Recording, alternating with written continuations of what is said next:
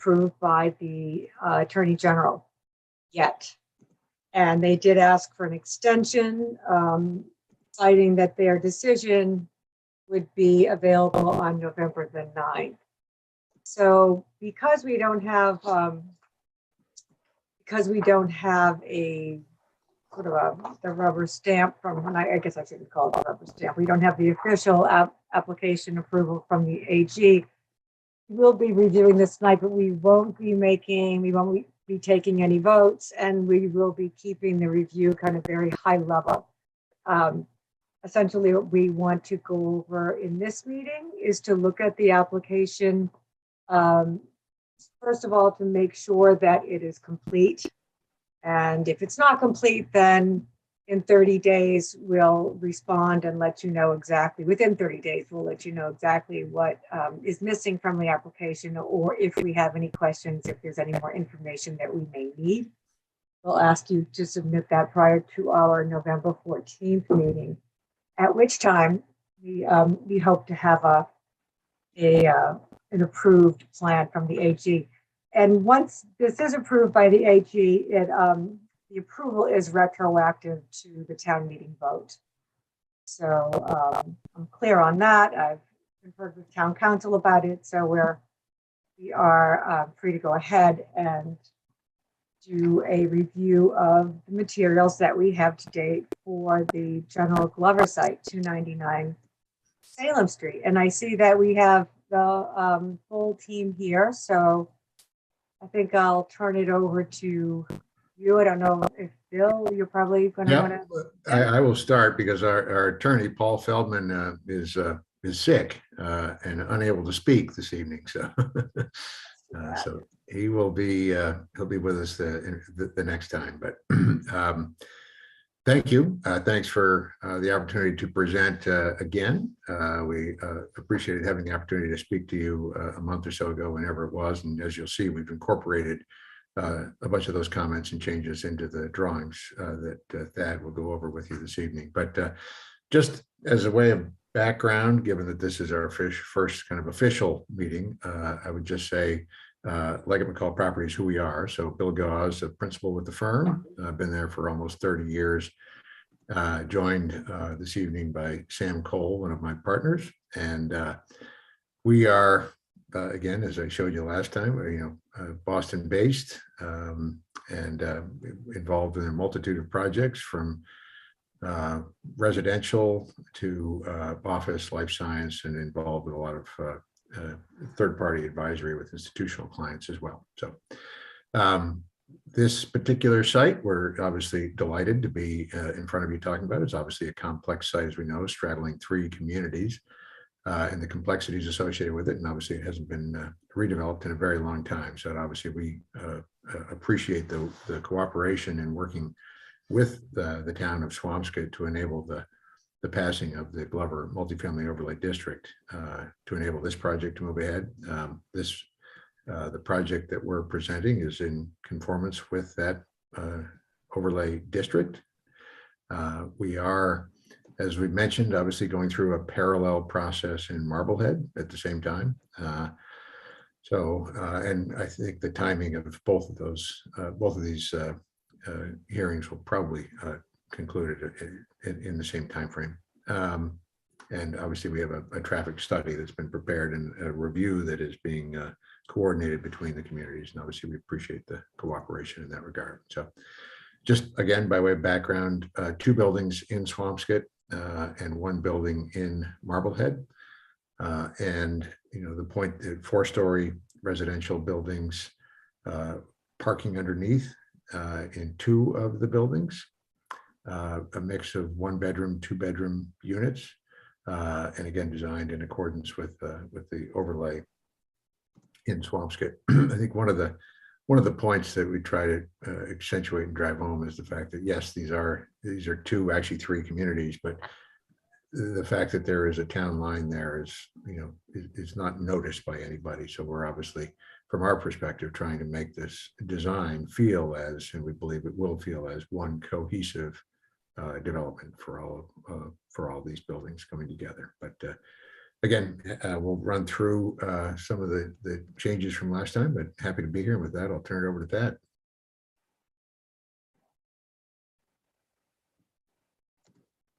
You're on mute, Thad.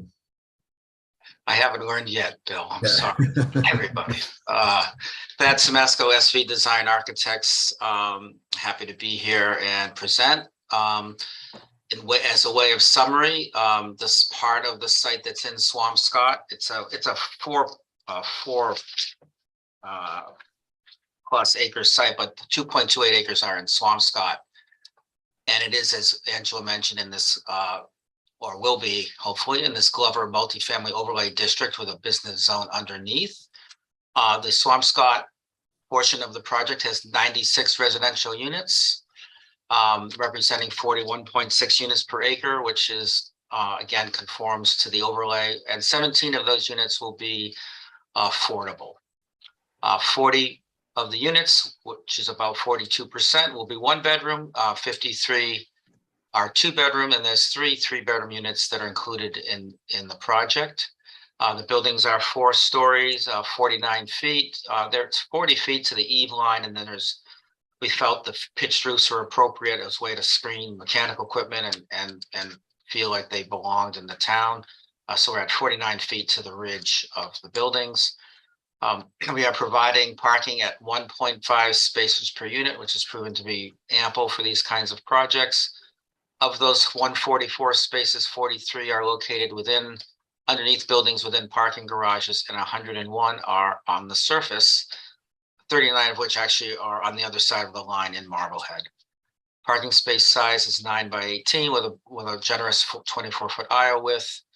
And we meet the open space requirement, which is 1 square foot of open space is provided for every 2.5 square feet of gross floor area. So we meet all of those criteria of the overlay district, as well as there's some design standards that are published that we also feel that we are in conformance with.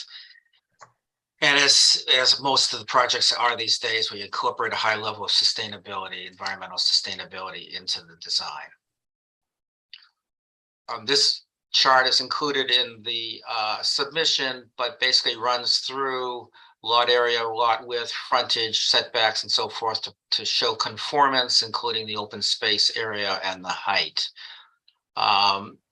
Talks through how the parking space is derived. And then this is a unit mix by building between the 1 bedrooms and the 2 bedrooms, and by floor that totals to 96. And then there's a floor area summary for you that basically gives you the general floor areas. The amenity building from the last time you presented has actually been shifted slightly and redesigned a bit and made a little bit smaller and more efficient. Same general functions, but slightly smaller. And I'll show you why a little bit further on in the presentation.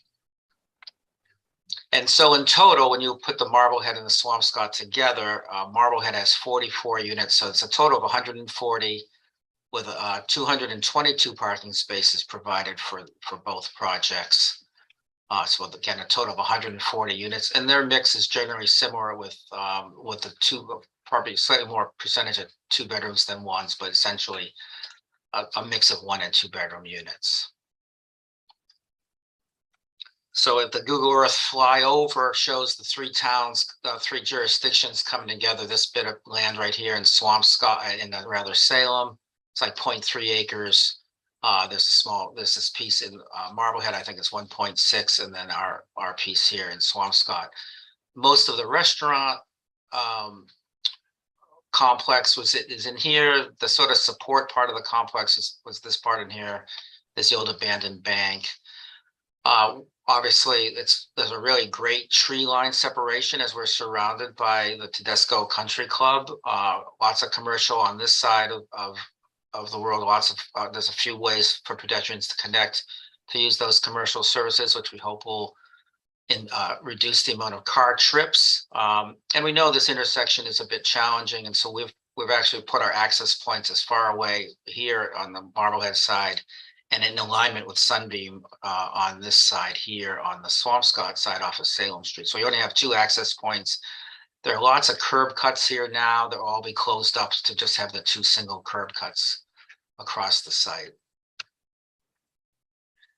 In your package is the Alta survey that again shows the building's existing conditions, existing trees. Most of the trees have not been particularly well managed or in pretty bad shape. So that the notion is to raise the buildings, probably raise most, if not all, of the trees within the site and start afresh with a new, pretty robust landscape plan. I apologize for that. This is a view from rotate it, I guess. That's a view right from the corner. You can appreciate when you've left the commercial part of Vinnin Square and you come to this corner, it's kind of a nice refreshing change to see the green open space here. And we are in fact keeping that idea in play as we go forward. Okay, we're gonna have to play a game here. And then coming down Salem Street toward the square, you can kind of see this line here. These two stone piers that mark the entrance to probably what's the Sunbeam Inn that was back here are kind of interesting. There's a bus stop here, but the site is basically flat and wholly usable. There's no wetlands within sight. So this plan, as you've seen before, features the two for vehicles, the two access points aligned with Sunbeam and down this far end, as I mentioned, with a circulation path that's trying to discourage cut-throughs by having it be quite circuitous for somebody to sort of come through. There are the three buildings, lots of great pedestrian connections from the buildings to each other and to the crosswalks and to the site. One feature added to the project recently was a bit of a monument to mark the point where the three towns come together, like the four corners of Colorado, Utah, etc. And then we added some nice walking paths here so that folks who are walking this way won't necessarily have to walk so much on the busy Vinnin Street. And likewise, while there was a grass strip along part of this walkway, we've managed to find enough right away to move the walkway over and have a grass strip along here, which just makes the pedestrian experience, feel safer and quite frankly encourages more of it. The guidelines asked us to get the parking out of view largely from the street and put the buildings parallel to streets, which we essentially have done. We've kept the building out of Salem completely. So there's a really great greenway here that's connecting through. And as you can see, this big corner is even more enhanced now with a chance for essentially for what will feel like a public park. Connecting building 2 here, which is, by the way, we access underneath the building from this end, so there's not a garage facing Salem Street, is an amenity building, which I'll show you what's in there in a second. But we were able to reduce the parking a bit and add a nice generous green space here and move the pool to this side of things, which just makes the pool in a much nicer spot. We had it here a little bit more tucked in earlier. So allowed us to get a couple really nice terraces on the front of the building, basically facing the southwest side. So there's lots of places for folks who live on the project to enjoy the site within the site proper, with the buildings basically providing some quiet and privacy for it. You can see, of course, kept the tree line. The tree line exists between us and the country club. Those are the highlights of the site plan. There are, as I mentioned, lots of effort is made for pedestrians to safely come through, connect one building to the other, to the amenity space, and really out to the commercial spaces that are in the Vinnin Square area. Looking at I apologize, I've turned the plan on you, so you now have Vinnin Street on the left and Salem Street on the bottom. But we have a ground floor on the Salem Street is all units, so there won't be a parking garage in view from the street level. It's units all the way down to the ground, with ground level patios that are embedded in a nice landscape strip. The purpley units here are the 2 bedrooms, and the blue are 1 bedrooms. This is 4 stories, pretty much stacks up. Trash is handled within the building with compactors and composting and recycling, so there's no dumpsters, so forth on site. It's picked up privately and brought out. So there's no issues with trash being on the site and dumpsters and so forth. On the ground level of this building here is the parking garage that you come in from this end, and elevator lobbies and so forth. And it's got a dry weather connection through to this amenity building, which again, I'll describe a little further in the presentation. Going up to level 2 and That, 3. can I interrupt for a Yes, second? Did you want course. to just touch on the berming, your screening for the parking on Salem Street? Sure. The landscape plan will show along here and here a bermed earth and heavily planted landscape screening of this parking area. There's a good 20+ feet in here that allows us to do that. Yeah, thank you, Bill. That's an important feature because it obviously the parking view from the street is not something that would want to have. Floors 2, 3, and 4 are all pretty similar as they stack up through the building. Most of the units have balconies. We've designed some very large bay windows on key points in the project to add some visual interest to it. The buildings do have some articulation with the balconies and some other bays added to, again, per the standards, but just to add some visual interest to the building, as does a whole variety of materials, which I'll talk about in a minute as well. The units are, generally speaking, the 1 bedrooms are 750 square feet, the 2 bedrooms are 1,050, and the 3 bedrooms are 1,500. And those are included in your package, the typical unit layouts, including the accessible units, which are provided at the rate of 5% of the total. So the amenity building now, as you connect across from the building that's on the golf course, has a management and sales rental office here, a very good sized fitness area with some fitness studios, access to an outdoor fitness area, and then a large commons room with with a nice cathedral ceiling and light monitor, some work from home stations here, changing room, shower, toilets, and so forth, all contained within it. And then lots of access to the outside terraces. This actually has a pergola over it as a terraced area, and it's embedded in some landscaping. And this is more of a paved terrace here, also landscaped. Out here, there's the landscape architect will describe fire pit and some other and grill stations, other amenities that happen in this spot over here. And then of course there's a swimming pool that's really embedded in landscape, so that it's private for the folks who are using the pool, and it happens. This is actually the town line. So it's actually, the pool itself is in Marblehead, and the building itself is in Swampscott. It's a 1-story building, a little extra height in it, but basically low enough that the folks in this building here will be looking over the top of it.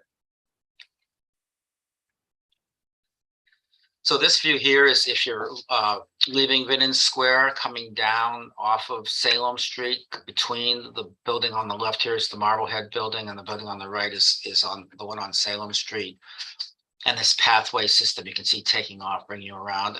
And again, the very heavily landscaped idea we have to root the buildings into the ground.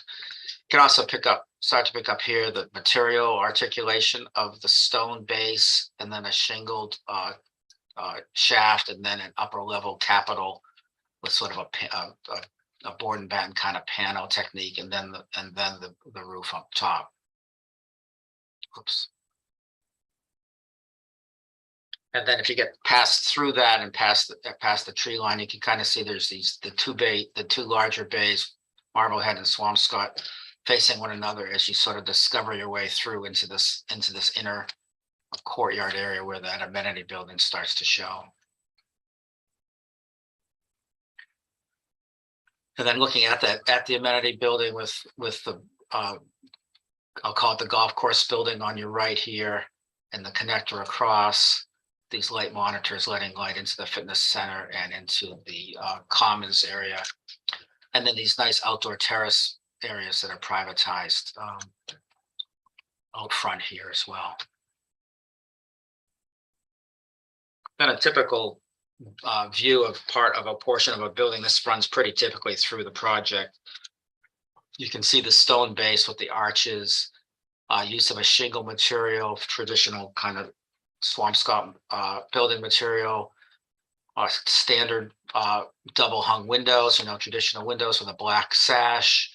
It's this sort of taupe colored trim, and then introducing some V-groove or shiplap kind of siding, which is a little bit of a nautical feel to it in this blue color. You'll see some standing metal seam roofs on projected bays that also get the color. So we're really trying to first break it this way horizontally as the standard suggests. We think is really ideal, and then a second layer of the shingle, and then this upper attic story, we call it, with the board and batten treatment. So it's a little bit lighter up top and gets heavier as we head down. The balconies are roofed and also help articulate, some interest in the facade. In the packet are elevations of each of the buildings that define those materials I just mentioned here that are keyed in and describe the building heights. So those are shown for each of the buildings.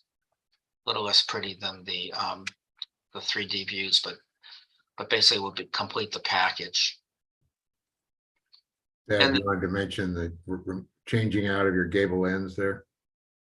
Yeah, there was some feedback that these roofs over these balconies originally were gable shape and were sort of tall, maybe enhancing the height, accentuating the height, and was there a way to reduce their impact? So we looked at a few different things. We looked at some Dutch hip roofs. We looked at no roofs, which we actually felt didn't work well, and settled on, since we had done this bay idea here as well, to just do a series of the hip roofs on the building, so you can kind of see them showing up here, rather than those perhaps more stridently vertical gables.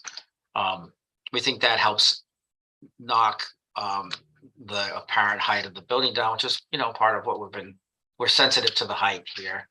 But we're creating some street walls, which we think is appropriate for this, for this kind of projects, but at the same time, to the extent that we can reduce apparent height, we've done as many of the I'll call them tricks as we can. So these elevations run through the set, including the amenity building, which let's get you a little closer here. Which you can see here with the pergola terrace out front, kind of the main entrance in, and these sort of light clerestories letting light into those spaces, coming across and connecting. Lots of glass in that building, hopefully, nice, bright and inviting building so that the tenants will avail themselves of it.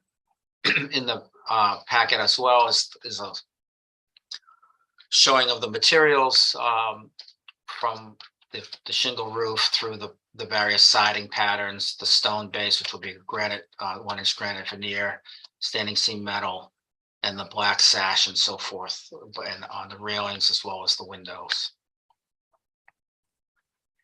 And I threw this in. This is someone's asked me, like, what's the color palette kind of feel like? This is a house that's on the Humphrey Street, I think. Credit to the architect, it wasn't me. But we like the color combination of this sort of taupey color. Our shingle will be sort of bleached and the black sash. And there's even, I think in real life, this is even a little bit of a blue cast to it, which we think is really, really nice and crisp and clean.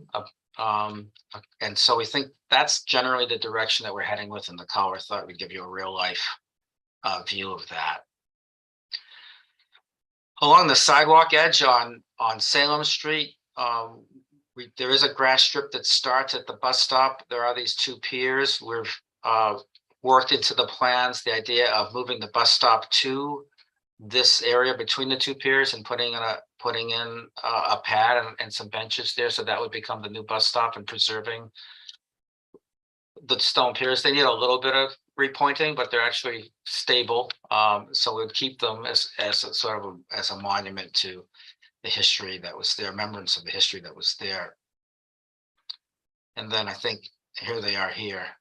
A little rough, but they're salvageable. And then you can see that grass strip leaves us here. And by the way, this is going to get filled in, this curb cut. So we'll have the curb coming along, we'll have the grass strip and the sidewalk inboard running all the way down to the length till you get to the corner.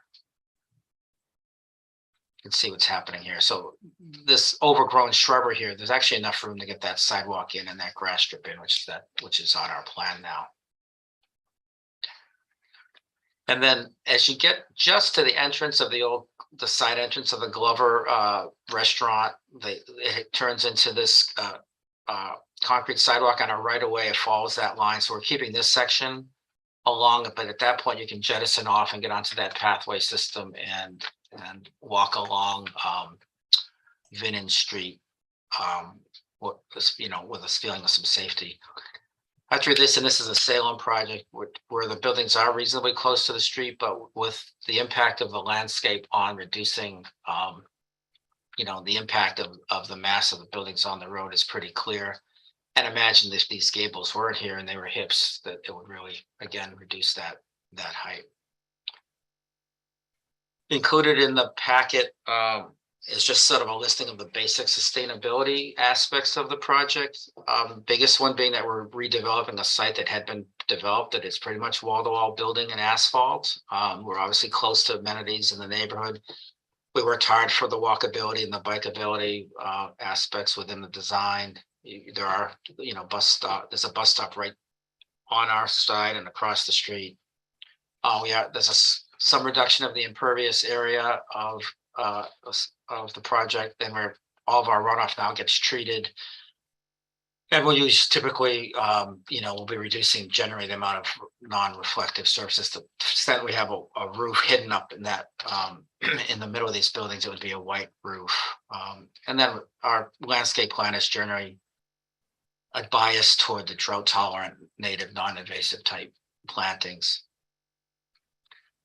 And building wise, I won't go through all these, but basically built into the buildings, a lot of this is now code required, but a lot of it is just best practice of trying to hit the stretch energy code, plus hitting a LEED Silver certifiable type level, exterior insulation and so forth, being added, ERVs, all those things, plenty of EV charging stations included, some bike storage in the garage and so forth. So the benefits of the project, I think they're reasonably, these are some of them, the more obvious ones probably, that we're getting much needed housing provided, with 14 of the units being affordable. We're revitalizing some properties that are a bit derelict, increasing the tax revenue for the town, and achieving the town's, working with the town to achieve the vision was expressed in the adoption of this overlay district initially, in this revised one. And Leggett McCall is known for their high quality professional building management and these sustainable design characteristics we think are important. In the packet, and will be presented next time by the civil engineer, is a full-blown civil package, lighting diagrams and all that good stuff, drainage, utilities, layout. I won't get into that tonight, but that's all in here, as well as a traffic report that I know is being peer reviewed, that will be coming in the next meeting. I think I don't have any more voice left. I'm happy to answer questions that you may have. Thank you very much. You're welcome. So we do have, we did receive the peer review of the traffic study. Interestingly, I don't have the original traffic study. So that was done by Van Ness, I believe, about a year ago. So I need to, I'm sure that is available somewhere, but we don't have that available. However, we did get the peer review, and obviously we also have the stormwater plan from Bowler. And I believe we're also getting a peer review done on that particular plan. From what I understand here, I noticed on I noticed just running through the plans, and it could be that some of this just wasn't updated, but it was my understanding that Marblehead was reducing their spaces per unit to 1.5. I still saw the 2 on the plan. I wasn't sure whether that was had been changed or not. Yeah, we're reducing the Marblehead spaces by 10, so it will be less than 2, but more than 1.5. Okay. I'm assuming you're referring to the chart here. Yeah, I was. Yeah. Just out of curiosity, because I know you increased some open space back there, so. Yeah, no, Angela, so 2 per unit would be 88, and we have 78 shown here. Right. And that's what we intend to provide. So is total parking then the 237 altogether? Is that correct? It would be 222. Your 144 and the 78 is Oh, right. Okay, so 222. It was 232. All right. So we just need to correct a couple of things on that. Yeah, I think this might be what was required. The 2 spaces per unit was what was required as opposed to what was provided, but that should be made clearer. Yes. Okay. Let's see. Okay, so first, before I go on with my own observations and comments, and I would like to say that I think the hip roof is that's I was very pleased to see that. So thanks for making that. Just one other design issue that I know we had mentioned last time on the golf course building. I had asked about the possibility of softening the street facing end of that building, the Vinnin, the Salem Street facing end of that building. Mm-hmm. Because it's just kind of a chunk there. And I thought that those bay windows are so, creates kind of a nice end cap to that big building. So I don't know whether you were able to consider that. I did not. I think you're talking about this elevation. Yes. Yeah. No, I honestly, I did notice that was on my notes to take a peek at, and I think we're talking about doing something on this end to add a bay. Right. We can get that into our next. I think that makes sense. Okay. Thank you. Yeah. I admit that I looked at my notes from the last meeting just before this one, so I saw that and I said, "Oops, yeah, I got into that."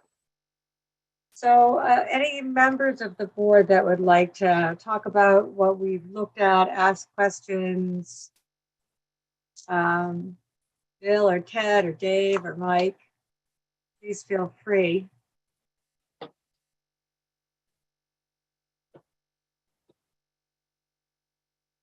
Anybody right now? Okay, so just wanted to double check. Oh, go ahead. I have questions. I wasn't sure, I wanted to give it others to jump in. First of all, I agree with Angela. I wasn't sure about the hip roof, if I was going to like it, and I don't know what it is about it, but it looks like it belongs next to a golf course. So good. I think it looks good.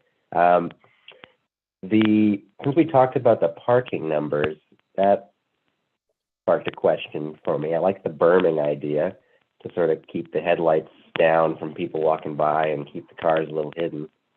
Does Leggett McCall have information on parking utilization of their buildings? Like if the Marblehead ratio is now 1.5, is that last parking area by the street really like needed? Or are you anticipating overflow? Or I would say that it's our preference to have it. We don't want to underpark the site because that's going to cause us problems. I think at 1.5 spaces per unit with a mix of 1s and 2s. I think that's probably, in this location, is probably a good mix. But we certainly wouldn't want to cause a problem by underparking it, so. Yeah, I know, definitely. And it's like it's an art and a science, right? Right. That last lot on the south side of the site bugs me for some reason, because it's basically the only one that is not really visible anymore, but it's still there. Yeah. Exactly why we were trying to berm it and try to hide it and screen it and landscape it. And I think, as Thad said, the landscape plan will show that a little better than what's shown here, because the idea is to literally landscape on top of it, so you won't see what's behind it and carry it through. Yeah. The idea is to screen that Okay. whole parking lot. Okay, great. Have you had discussion? I know the T can be notorious about moving things. Have you had discussions with them yet about moving that bus stop like 30 feet into the north? I don't think we have yet, no. Okay. It seems obvious that it would be better to have the bus not block the, this entranceway, but I hear you that we did look up the MBTA standards and all that I realized there's a process there that will encourage Bower to maybe engage in that process sooner than later. Yeah. No, I was just noting they are notoriously slow. Okay, while I'm on landscape stuff, I was thinking, I love that you've incorporated some of our comments previously, and I was wondering about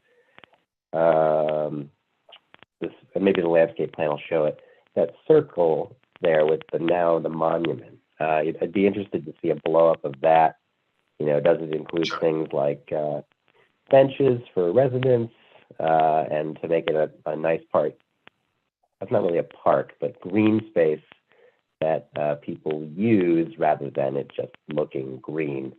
And I guess my same comment would be, I'd love to see what the actual landscape plan is for the new triangular green space that was created behind the pool. I'd be interested to see what that is. Yeah. And my previous comment from last meeting about any pedestrians coming from the Tedesco direction having connection to building 2, 3 is the back one that your cursor is over. Is that 3? 2. Sorry. Yeah. Depends on which drawings you're looking at, but yeah, I understand you this one. Yeah, that's the only comment that's still hanging out for me, is that if someone is gonna go from that direction, they're just gonna walk across the parking lot, and that's fine. I tend to prefer separated access for pedestrians and cars through parking lots. Yeah, we did consider that, and we felt like that this wandering path, while I understand not as direct as walking through the parking lot, I think our sense was that the pedestrian traffic coming from this direction would be relatively small compared to certainly folks coming from the commercial zone. And so hopefully, if you're dog walking, I'd like to think you'd take this nice path and come along and go in this way as opposed to walking through this parking lot. That was our thinking, at least. No, I hear you. And I think on the one hand, you're probably right that the traffic may be lower. And I didn't recall seeing analysis of, was there pedestrian bike numbers in the study? I can't remember, the traffic study. I'm sorry, what was your question, anyway, Mike? I'm using here. Basically, my point is that pedestrians are going to take the shortest possible walking route. So they're going to walk across the parking lot. And what else? I can stop for now. Let someone else chime in. Thank you. Yeah. Ted or Dave or Bill? I think you answered this last week. How many EV stations or charging stations will you have on site for residents? I wanted to say that it was 15% and that we would have a conduit buried capable to have complete ability to have EV. Okay. I will make a note that our plans, if they haven't, we can proactively mark the locations. Fire departments like them right near entrances on outside walls. So we'll make sure that we show them and where we intend to put them. I honestly don't remember whether he showed them proactively or not. Okay, that would be helpful. Thank you. Sure.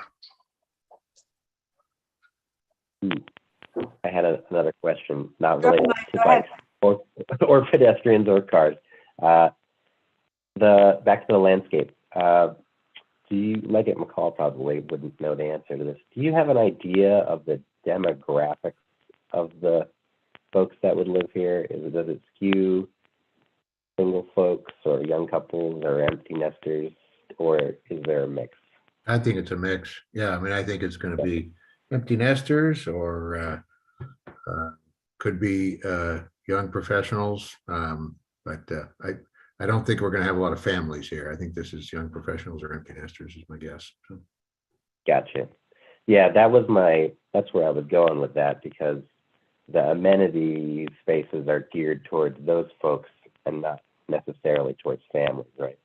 That Right. would be, looking at those green spaces you have, how are they programmed? And so, okay, that makes sense. Yep. Yep. Yep.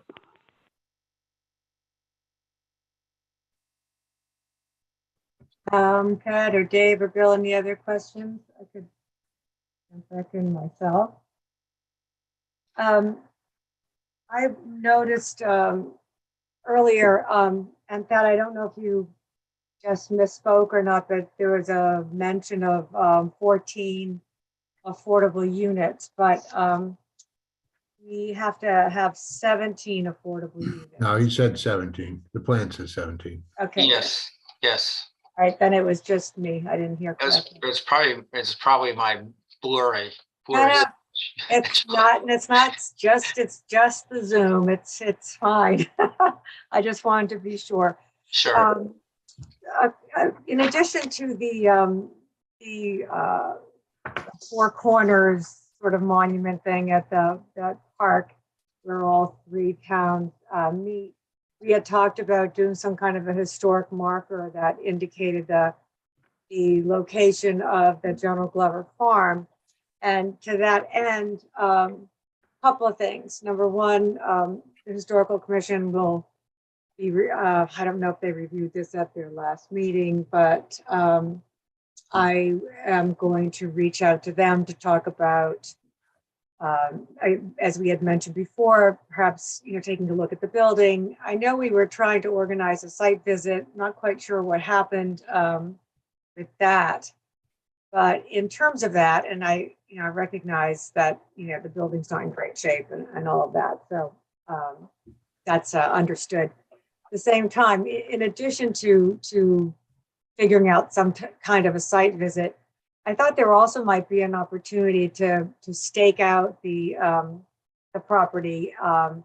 And I don't mean it has to be, storyboard staking out, but to stake out the properties that we could actually identify the tree line that will remain and that which needs to come down, which I think might be an important thing to kind of get a grasp on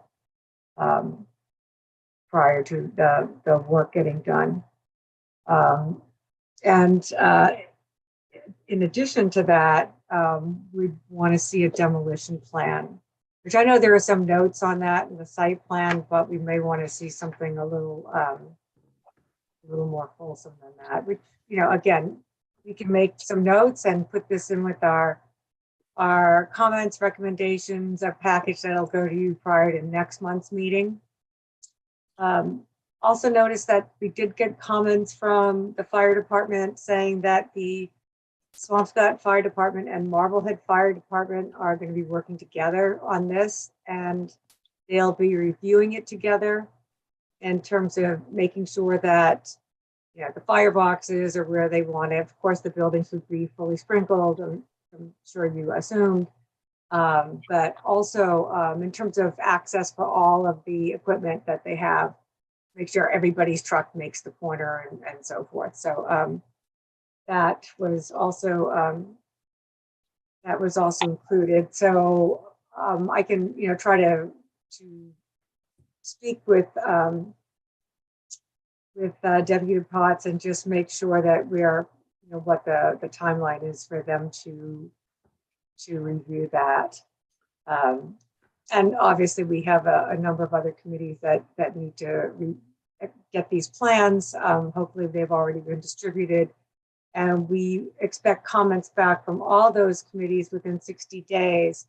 I'm hoping we'll have it sooner than 60 days. I'm going to try to get information back as soon as possible, as I'd like to include as much and as many comments as we possibly can prior to our November meeting to be as productive as we can.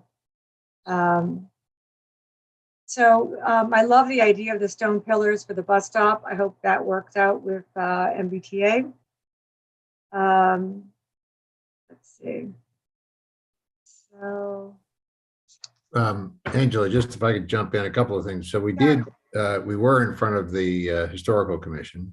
Sam was there and can fill you in on that. And I think there was talk about having a site walk with them as well. okay.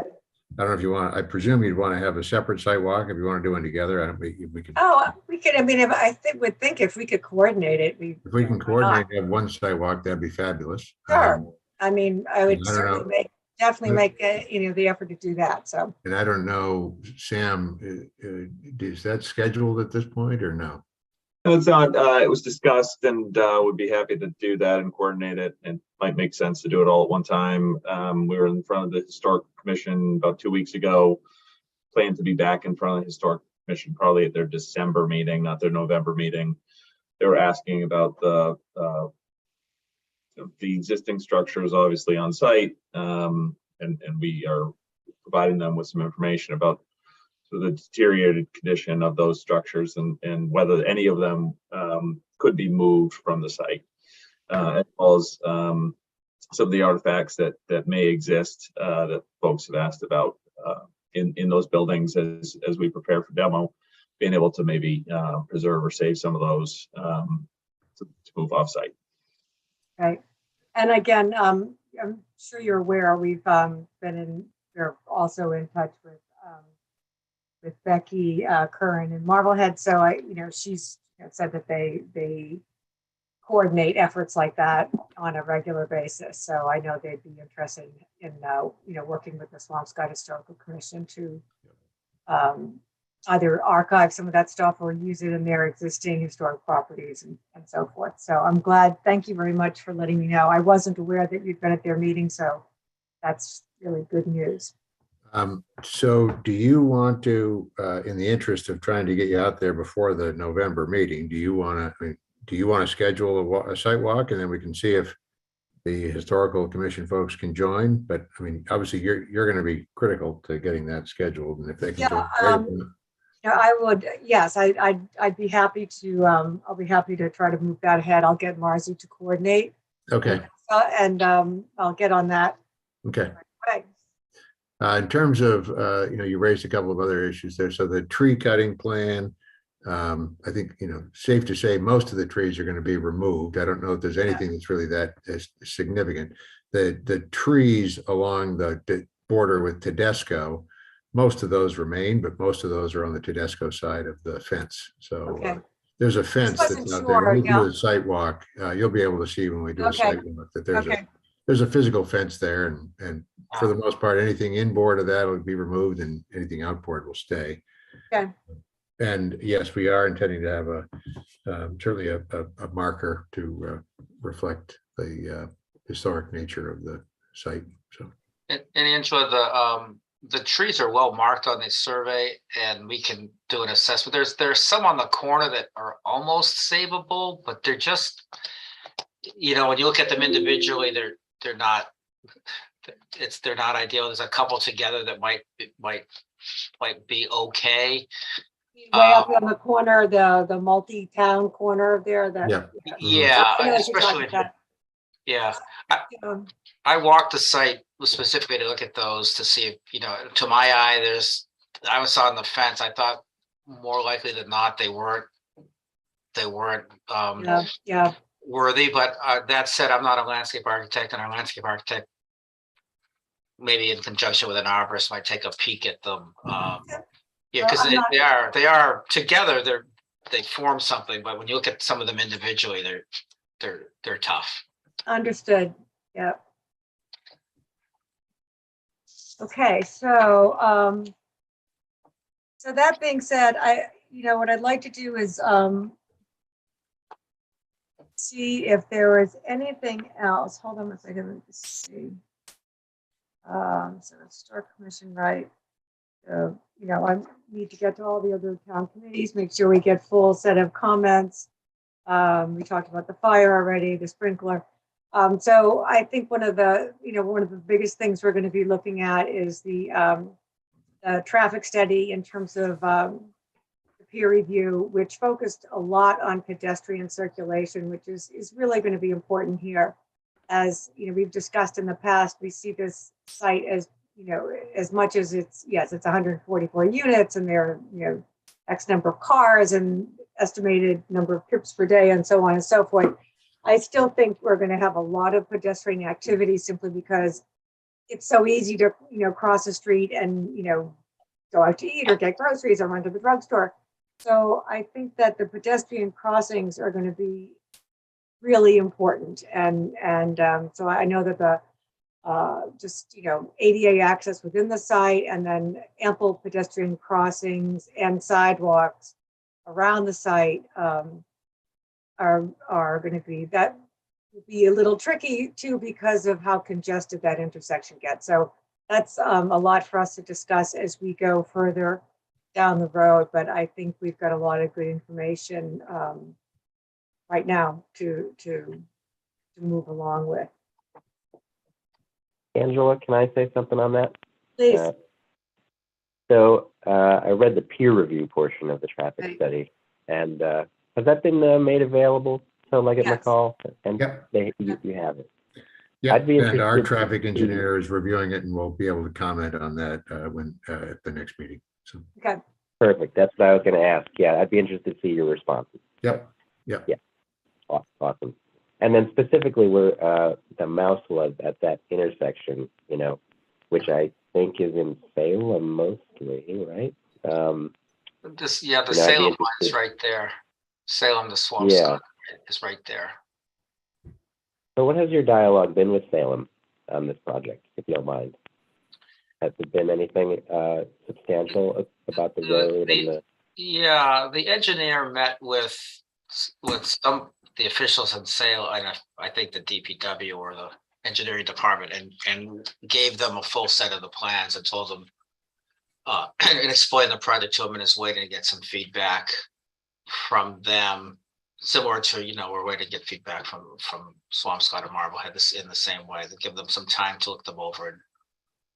And I didn't get the sense that there was any concern, just that it was explained and they wanted to take a look at it all. Okay. And are they aware of the timeline that we're looking at in terms of the review? Not that we don't have enough time. I'm just wondering if they're aware of our. That's a great question. I wasn't in on the meeting to know, but I can follow up with our engineer Okay. to tell them that we're looking, for some feedback. Right. There's not so much happening in Salem, Right. but it's still, they have the right to, we're course. crossing over, and I think we're tying into one of the drain lines. So Okay.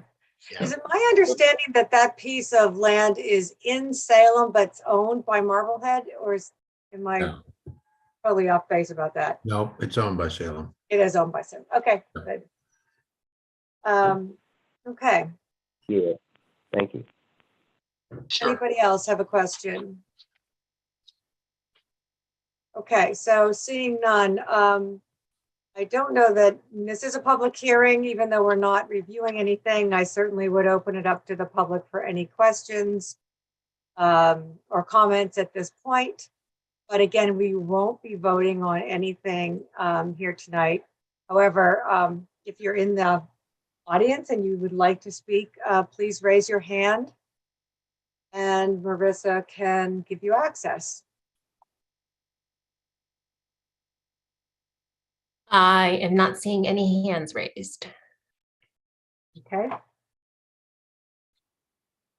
All right then. Well, seeing no takers, then I believe we can agree that we will continue to look at this, that within the next 30 days, as per our design standards and our zoning, we will put together, we'll make sure that all of the other boards and committees are notified. We'll try to solicit as much feedback within 30 days that we can from them. They do have 60 days to respond to us. And we will also continue our individual reviews of traffic and stormwater, and hopefully we'll have our peer review for the stormwater by then as well. What I will do immediately is speak to Marzi and coordinate a site visit, and do that with the historical commission. Then hopefully as many people as possible can attend if they would like. And I think that pretty much wraps it up for now. I'm hoping that we will see this get approved by the district attorney's office, Attorney General's office by the 9th. So we shouldn't have any issues moving forward with our timeline at our November 14th meeting. So if there are no more questions, then I think we can just say thank you. And we will continue to communicate and be in touch, and see you on the 14th. Sounds great. Thank you. Okay. You're welcome, and thank you as well. Have a great night. Thanks very much for your time. Bye. Okay. Good night. All right. So our next item on the agenda is an A&R, just approval not required. Application for endorsement of a plan believed not to require approval by Susan MURCOTT, Nominee Trust, and Mark and Diane KORNITSKY. Properties are located at 149 Atlantic Ave and 15 Brown Road. And Mark, did you want to? Sure. Good Hi, evening. how are you? Thank you, Angela. Members of the board, my name is Mark KORNITSKY. I live with my wife at 15 Brown Road, and my abutter to my rear and neighbor, Susan MURCOTT, she's on this call as well. And Ms. MURCOTT has graciously agreed, her and her husband, to sell a parcel of 354 square feet at the rear of my property to my wife and I. So as part of that, we needed to create a separate non-buildable lot for purposes of a deed to be able to have a conveyance and sale of parcel A from Susan and her husband to myself and my wife. So that's what we're here for. I have a Mylar that's been prepared by Mike Giuliano. And if you have any questions, I'd be happy to answer them. Okay, thank you. So what we're doing here essentially is just changing the size of two lots. And by selling one little piece of land to you, it changes the size of your lot, and it changes the size of Susan MURCOTT's lot. It does not, however, change the frontage or the access or anything else about these properties, which is why the approval is not required per the subdivision control law. And essentially, the reason that their petitioner is here before us is so that we can formally say, yes, we endorse this plan. And once we do that, we sign, we each will have to go into town hall and sign a form that that states that we endorse, the planning board endorses the plan. I have no questions with this. In my mind, this is a very simple petition, and I'll open it up to the rest of the board if you have any questions.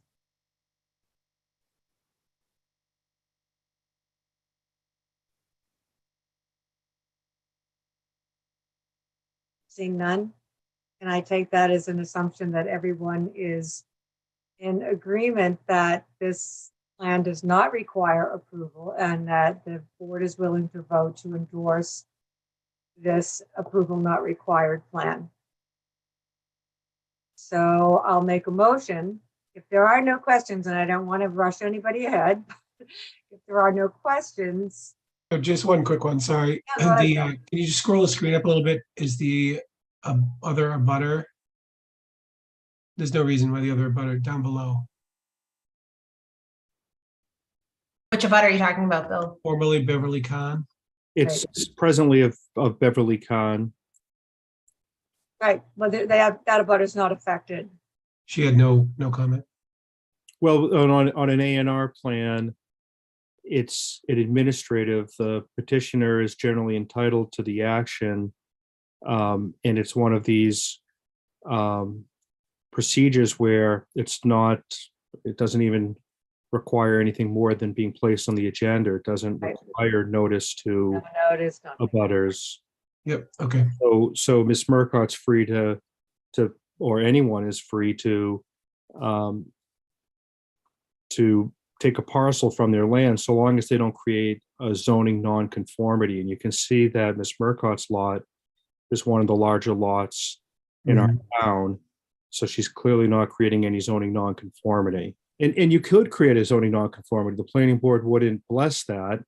It would then be the zoning board that would have to approve any zoning relief that's needed. So sometimes you see that where someone creates an A&R and doesn't leave themselves with enough frontage or lot area, and thereby we call it infectious invalidity, where they're not blessing each parcel that may need zoning relief.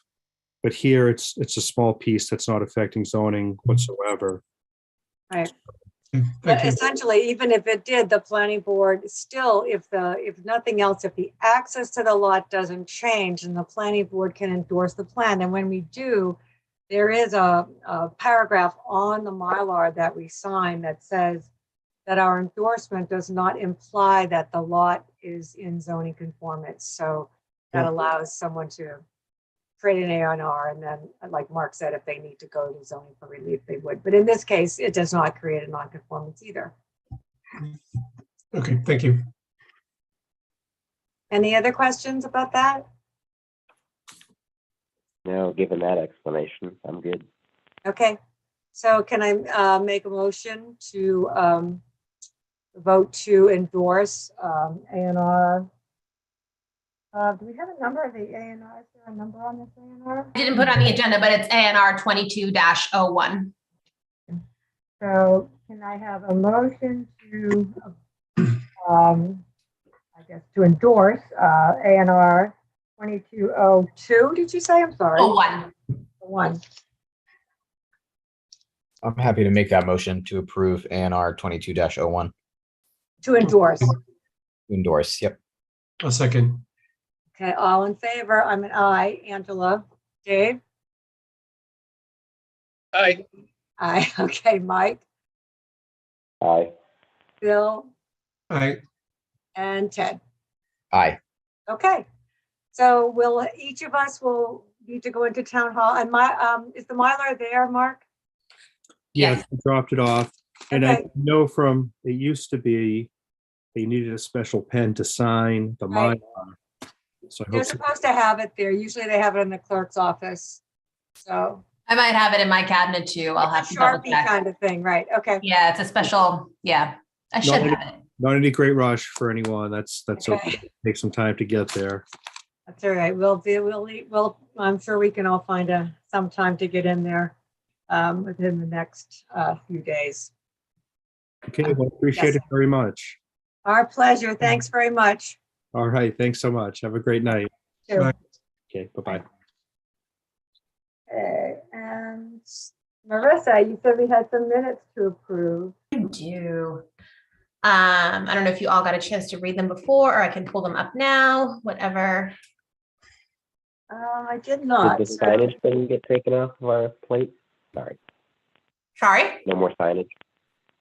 Wasn't there a signage thing? Yeah, I think that was on our thing by mistake, wasn't it? I mean, it didn't seem like something we should be looking at.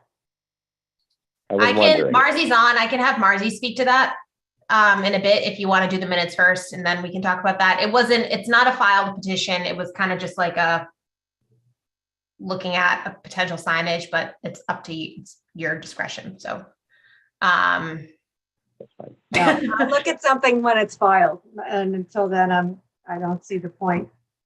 okay. I will, hold on, let me load the minutes. Where are they?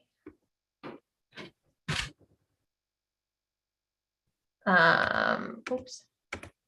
Computer's not cooperating tonight. Okay.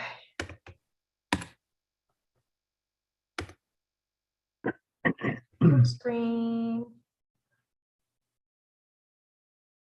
And I can zoom in. So I mean, I'm really backlogging here, but since Oh, right. and I apologize for not having had these prior. I remember that, Pine Street. So, yeah.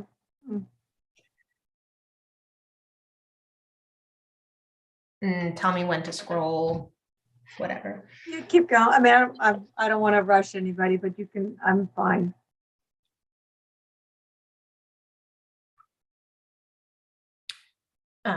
Okay. February 8th. The February 8th one. Like the says same that, thing. the motion was continued to the February meeting at the bottom. Oh, I see. Probably meant to be March. Oh, yep. Okay. I'll change that. I'm scrolling on my own time. So Right. over here. I might be slightly ahead of you. That's fine.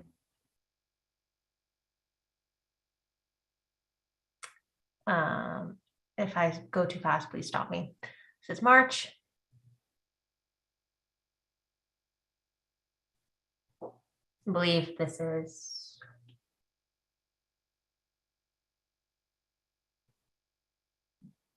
board took action. And these are all the conditions that the board imposed. We're on March. March 14th. Yep. I forgot we had 2 meetings in March. We had Yeah, two. yeah. I think I have them. Did I have the other March minutes on here? Yeah. Okay. Hmm.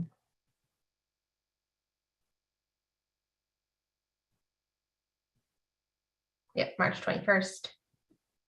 Yep, this was the special site, special meeting for the school. Okay.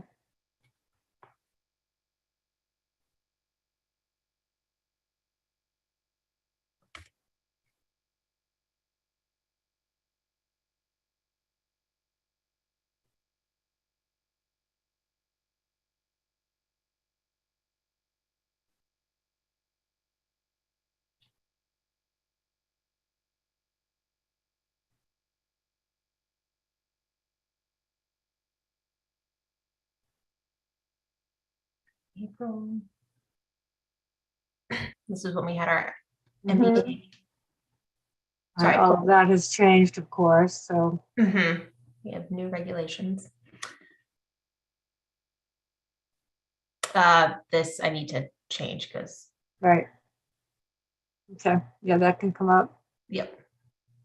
And then I have to do the May minutes. June and July, I was not here. The June meeting, I believe you guys met outdoors. I don't know if, Oh, I wrote the minutes for that. okay. So I have those, and I think I sent them to everybody, but, and I'll send them to you. I have them.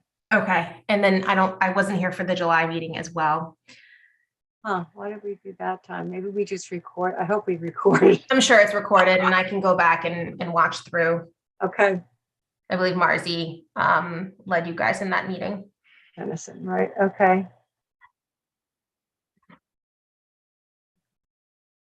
This is 8 Dennison. That's right, and that letter went out to them, and they're supposedly going to zoning, I guess. Yeah, they already had one meeting before zoning, and they're coming back tomorrow night. Um, Zero And then lodge, lodge. right? Okay, and then they're going to zoning as well. yeah, not until November though. Okay, And then other business.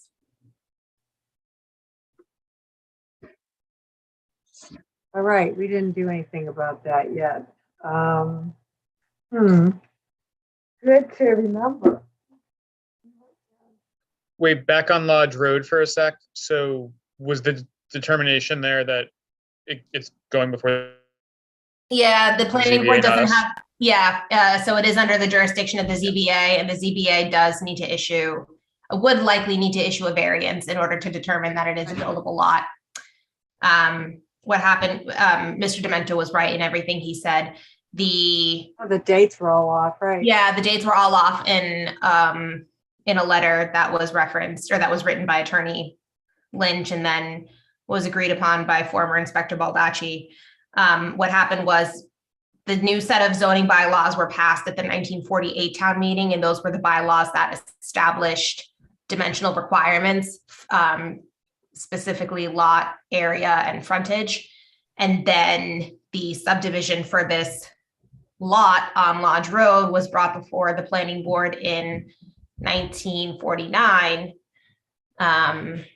in August of 1949, after the zoning bylaws were passed. What we're trying to figure out is, or what the petitioner is trying to figure out is, it's not clear on whether or not this was a subdivision or an A&R done by the planning board back then. And if it was a subdivision, because it does affect, I don't know, whatever it was, it created two non-conforming lots. That's right. And one of them already had a structure on it, so it was grandfathered in.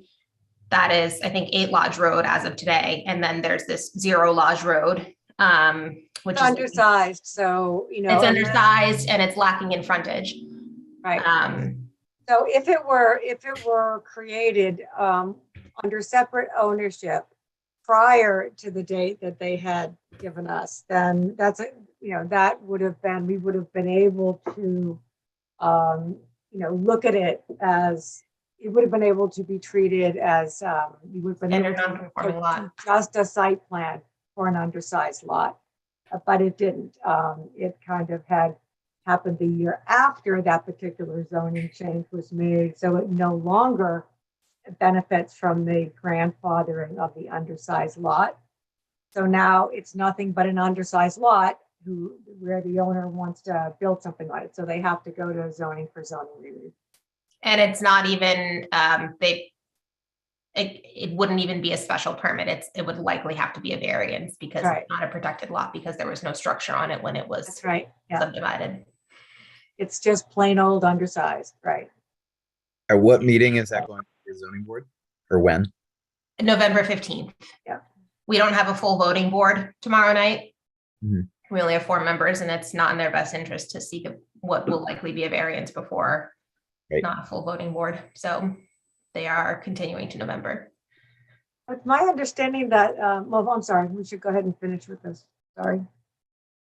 Oh, no, go ahead. This isn't about the minutes. This is about another property. So I don't want to interrupt the minutes talk. I think that was it. That was all I had for minutes. Okay, so we had January, February, March, April, May. We were missing June simply because, well, I can give them to you and we can vote on them next time. Yeah, we're missing May. Wait, I don't have May. So we're just missing June. So it's July. we're voting to approve January, February, March, April, September. and September. Okay. Can we have a motion to approve those minutes with the corrections, the little edits that we gave Marissa, which was just some kind of, I guess it was just stuff that had been copied and pasted the wrong way. Template issues. So moved. Okay, all in favor? Oh, we need a second.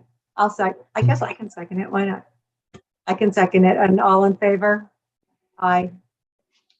Aye. Okay. No. Okay. Aye. You're approved. So I'll get you the, I'll send the June minutes.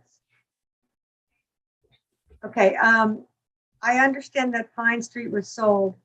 Mm-hmm. Under a purchase and sale, hasn't officially been sold. The people that bought it was Avery, they built the Avery down across from the cemetery. Yeah, DiBiase Properties. Hmm. Wait, which property? I missed the name there. Pine Street, good old Pine Oh. Street. First of all, they changed it to another unit down there, and they got rid of the retail and changed it to residential, never came back to us.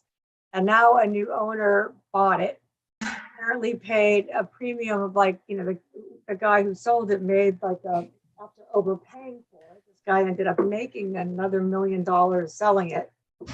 So it's going to be interesting to see how any of this becomes, affordable in any way. I don't understand it. I mean, it's the craziest thing I've Yeah, ever well. heard. So now I understand that the building permit has not been issued. So what does that mean? Do they, I mean, since there is no building permit, does the plan review just transfer to another owner? Yeah, the ZBA decision would transfer to the new property owner. And it looks like their intent would be to continue with the project as was approved by the zoning board. They don't have, as of now, any intent to amend the project. Fascinating. That's okay. This was, in fact, I find that really curious. Okay, I don't have any other comments about that. Anybody have any issues that they'd like to bring up? We have a There special was- town meeting to see that. Sorry, I was going to say there was another note on the email about ADUs. Yes, Heidi is here from the Swampscott Senior Center. And I'm gonna promote her to panelist. Great. So that way she can talk to I you. must have the wrong agenda. I sent it in an email. I don't know if, since this is just a discussion, I mean, I don't know if this is something that can be just. No, it's fine. posted It's in- totally, hi, Heidi. It's completely fine. I must be looking at the one before you amended it, so I apologize for not picking up on that. I've gone through so many amended agendas in the last. Well, I can't Heidi, even keep them straight. Hi, Heidi. Hi, for those of you that don't know me, my name is Heidi Weir, and I'm the Director of Aging Services in Swampscott.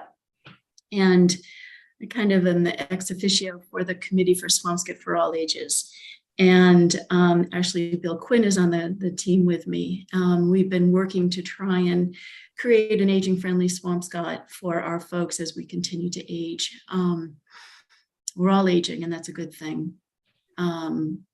So Swampscott right now is about 1/4 over the age of 65, and within the next 8 years will be 1/3 over the age of 65. And so we're working to do a number of different things, and one of those is looking at how we can make housing more acceptable and easy for people to stay in as they age in place. And we feel that looking at some of the different planning and zoning things, we can maybe create more ADUs or make ADUs more acceptable for folks to be able to create in Swampscott so that our folks can age in place in town. And I'm sure Bill is a whole lot more eloquent about this, but all I wanted to do tonight is maybe see if maybe we can put it on an agenda for a future meeting and start to look at what the Swampscott for All Ages Committee can help to create maybe a community forum or community education to maybe look at the whole issue and educate folks about what real ADUs really is and what they are. So that's what I got. great. So I can just add a little bit of background color. So we've had it sort of on our radar, on and off, or in the edges of our radar for probably a year or more. We've made some progress on the bylaw changes, and there's still a lot of work to go. And it seems like every time we have a warrant close, we take it out at the last minute because of some either perceived or real fear of something. And if I remember last time, must have been the last town meeting, it was that there was a question about attached versus non-attached Right. buildings. And I think that's where we're at. So there's a lot of fear around ADUs for some reason, and I'm not quite exactly sure why. Swampscott's full of them. Most of them are, just there, and people don't talk about them much. What the All Ages Committee's hope was that we could kind of bring those to be acceptable, and that would increase the availability of those, because right now there's some pretty strict regulations about whether or not it has to be a family member or handicapped person, or the size restrictions and whether or not you can build to it or not. So the intention originally years ago was to make that a little bit more palatable for people to, number one, want to do that, and number two, encourage them to do that. And that's kind of the initial goal. So the second thing is that Swampscott's full of large houses with people who have owned them for many years. And the ADU bylaw also allows people to move into that accessory unit and rent out the remainder of their property. So it doesn't have to be the primary unit that is the ADU. The homeowner could live in a smaller, handicap accessible lower unit and rent out more of their larger property. That would make it, first of all, easier for people to stay there, age in place, and get a little return on investment from their years of putting money into their homes. And it would also kind of just open up more stock in general. So in order to do that portion of it, some of the restrictions about the allowable sizes of the units were a little bit over restrictive. I think at one point it was 800 square feet. I think the last version I saw was 1,000 square feet. But if I owned a 5,000 square foot home and I wanted to move into the accessory apartment and rent the rest of my home, I certainly wouldn't be 1,000 square feet or less. So there should be some sort of, either leeway for homeowners that have a larger home to have a larger ADU that they could move into if that were appropriate. And then as far as the attached versus unattached, the perception there, at least from what I can gather in talking to people around town, is that people would build structures on their property or convert an old garage on their property, and that every house or every property in town would suddenly have an ADU or a yurt or some sort of a thing in their backyard all over town without control that would ultimately get used for Airbnb. So I don't know how we kind of calm those fears, but those are the challenges that the ADU bylaw was at least facing last I heard. If that's wrong, anybody jump in, correct. I'm not sure, Marissa, where the latest draft is at. I know there are some changes that we're going to make with the building inspector at our last go around, who was, I think, his first day. So I'm not sure if we've gotten there yet, but that's my recollection of where ADUs have come from. Yeah, I that's what I remember as well. And when you say, fear is a lot, basically a lot of what we pick up are from what's happened in other communities, and the sort of knee-jerk fear that people have here. One of which was when we talked about detached units, that immediately implied to people, well, that's the end of single-family zoning. In other words, one house per lot is gone.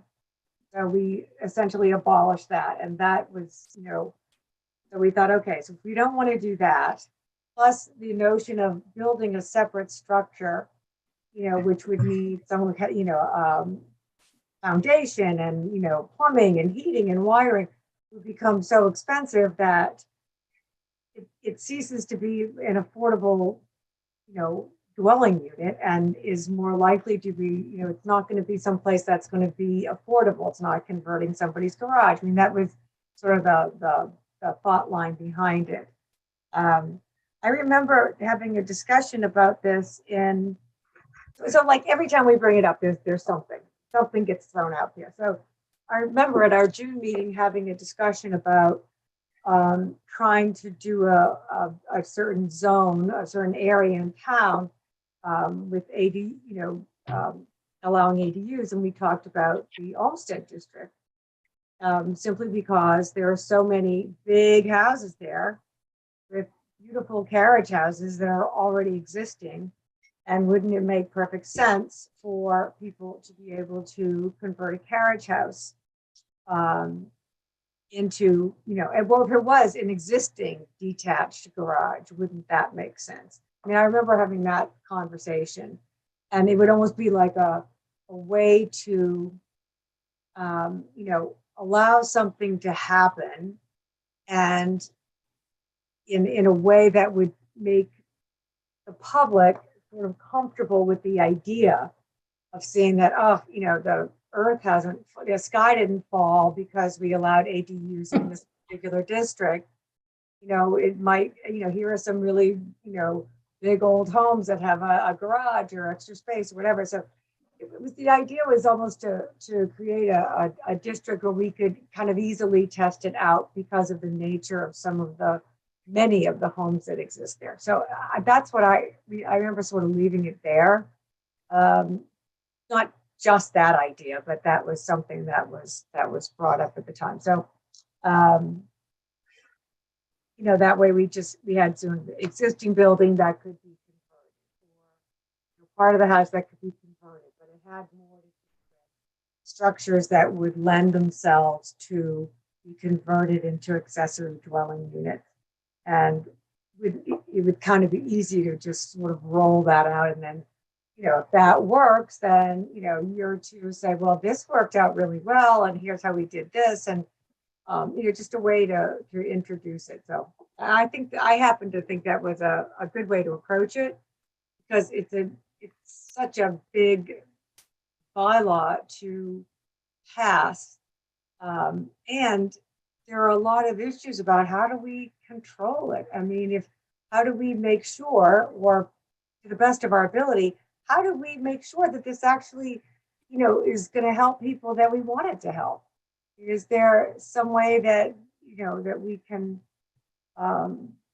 there's no way we can guarantee it, but it's some way we can kind of clarify the mission of what this is all about, so that it doesn't become just a way for somebody to, rent out an apartment to a stranger, or, like you had mentioned, a short-term rental or something. I think that's where Heidi comes in and right. can sort of shift the conversation and say that it's not just for short-term rentals. It's not just for putting your house up on Airbnb. Right. It's not just for, transients or vacationers. It's sustainable for lifelong residents of Swampscott. Right. Well, and I feel like the most important distinction, certainly as far as public opinion goes, is existing, but limiting it to existing structures versus allowing new construction. I think that is more important than this attached versus unattached idea. I don't think that I agree with really you. makes 100%. a difference. So to me, and I feel like this is along the lines of what we talked about in June. To me, if we limit it to existing, I don't know why we would also just limit it to Olmsted, because it just feels very piecemeal. Yeah. And in a year or two, I mean, I would love the idea of like tons of people taking advantage of this. In reality, if we limit it to Olmsted, maybe a person or two will pick up on it in the next couple of years. And we're not going to see, there's not going to be a ton of data points there could be, but I think it is more likely that this takes a long time to kind of start trickling through as people need to do renovations and especially all that. So Olmsted, because you can't even change your windows. To me, I would like to see it open to the whole town, but limited to existing. Sorry, what, Bill? Especially at Olmsted, you can't even change your windows in Olmsted. Right. I just think Not wrong. Good point. I think it sounds good, the idea of limiting it to Olmsted. The purpose, the intent behind it is good, but I think in practice, it's just going to mean that we don't see much movement at all. So I'd be in favor, I think, of going forward with this for the whole town, but pushing hard on the fact that we're not talking about new construction. We're not talking about everybody in town all of a sudden having two structures on their property. We're talking about making optimal use of existing two structure situations. Right, or creating a unit within your home that you have. And there's already Right. it's already written into the bylaw that an accessory dwelling does not constitute a two-family unit. That's why it's accessory to the principal use or the principal structure. Right. The zoning board last month just approved an in-house ADU in the Olmsted district.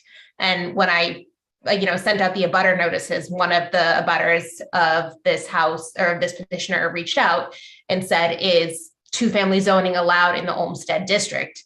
And I attached the piece of the bylaw that says accessory dwelling units do not constitute or establish two-family or multifamily homes. So how do we, and the only way we distinguish it is that they are all on the same utility bills, or what else? Yeah, all the utilities have to be connected to the same. And is that the only thing that distinguishes it from? I think that it has to be the same address. You cannot establish a separate address number. I think the limitation in gross floor area. Mhm. And I think, those are really the only three things I can think of. What's the limit on gross floor area? Right now it's 800, Oh, okay. which is pretty easily achievable. Or Absolutely. Look at the plans we just looked at for the Glover. The one-bedroom apartments were 750 square feet. right. And that's GFA, so if you're looking at a basement or an attic AD, or more so basement than attic, if you have an old home and you have like a boiler room downstairs or something, that's not going to contribute to your GFA. It can only be inhabitable space. So if you have maybe a basement that's 1,000 square feet, but 200 of it is taken up by utility space of some kind, then, you just need to prove that to the ZBA. Or if in-house ADUs become permissible by right, you would just have to prove that to the building department. Mhm. An interesting argument has come up before the Zoning Board of Appeals. We currently have a petition right now for the homeowner at 8 Stern Street who was looking to build an addition for his mother-in-law. And it's not an accessory addition. It's just an addition at the back of the house with the bedroom because she is 91 and can't do stairs anymore. But putting the addition on the back of the house brings him into non-compliance with respect to the distance between the principal structure and the detached garage, which cannot be any less than 10 feet. Right. So the only way around that is getting a variance. But the board proposed a creative solution where the homeowner is constructing a breezeway between the new addition and the garage, effectively making it one giant principal structure, even though it brings the garage into further nonconformity because it's now part of the principal structure. So it's limited to greater setbacks than what an accessory structure is. However, because the garage is not actually changing position on the lot, the board is likely going to determine that it's not making the nonconformity any more detrimental than it already is. So it's an extension of a pre-existing nonconformity, but that is not any more detrimental. So he is building a breezeway, making one entire principal structure. So if somebody else were to do that on their lot, build a breezeway between their house and detached garage, they could throw up an ADU on that garage if they wanted to, and it would just be an in-house ADU. Right. So if we pass this bylaw, then we're eliminating the silly requirement that a breezeway be built. Essentially, at that point, really, what's the difference? Your example makes my brain hurt. Yeah, we've done, I remember doing that, a couple of times years ago. Yeah. Couple houses, There same were, reason. It hurts So- anyway. two things we didn't, sorry, I just wanted to say something. There's two things we didn't mention that were also, in my mind, holding this up. One was precedent examples from other towns about how they're crafting their bylaws. I know Marblehead has been working on one for some time, and I don't know if that's complete. The second thing was data, and you know, part of the discussion about everybody can convert their garage into an ADU the second this comes law, part of the bylaw, is, well, how many of those are there in town? Are there 50? Are there 200?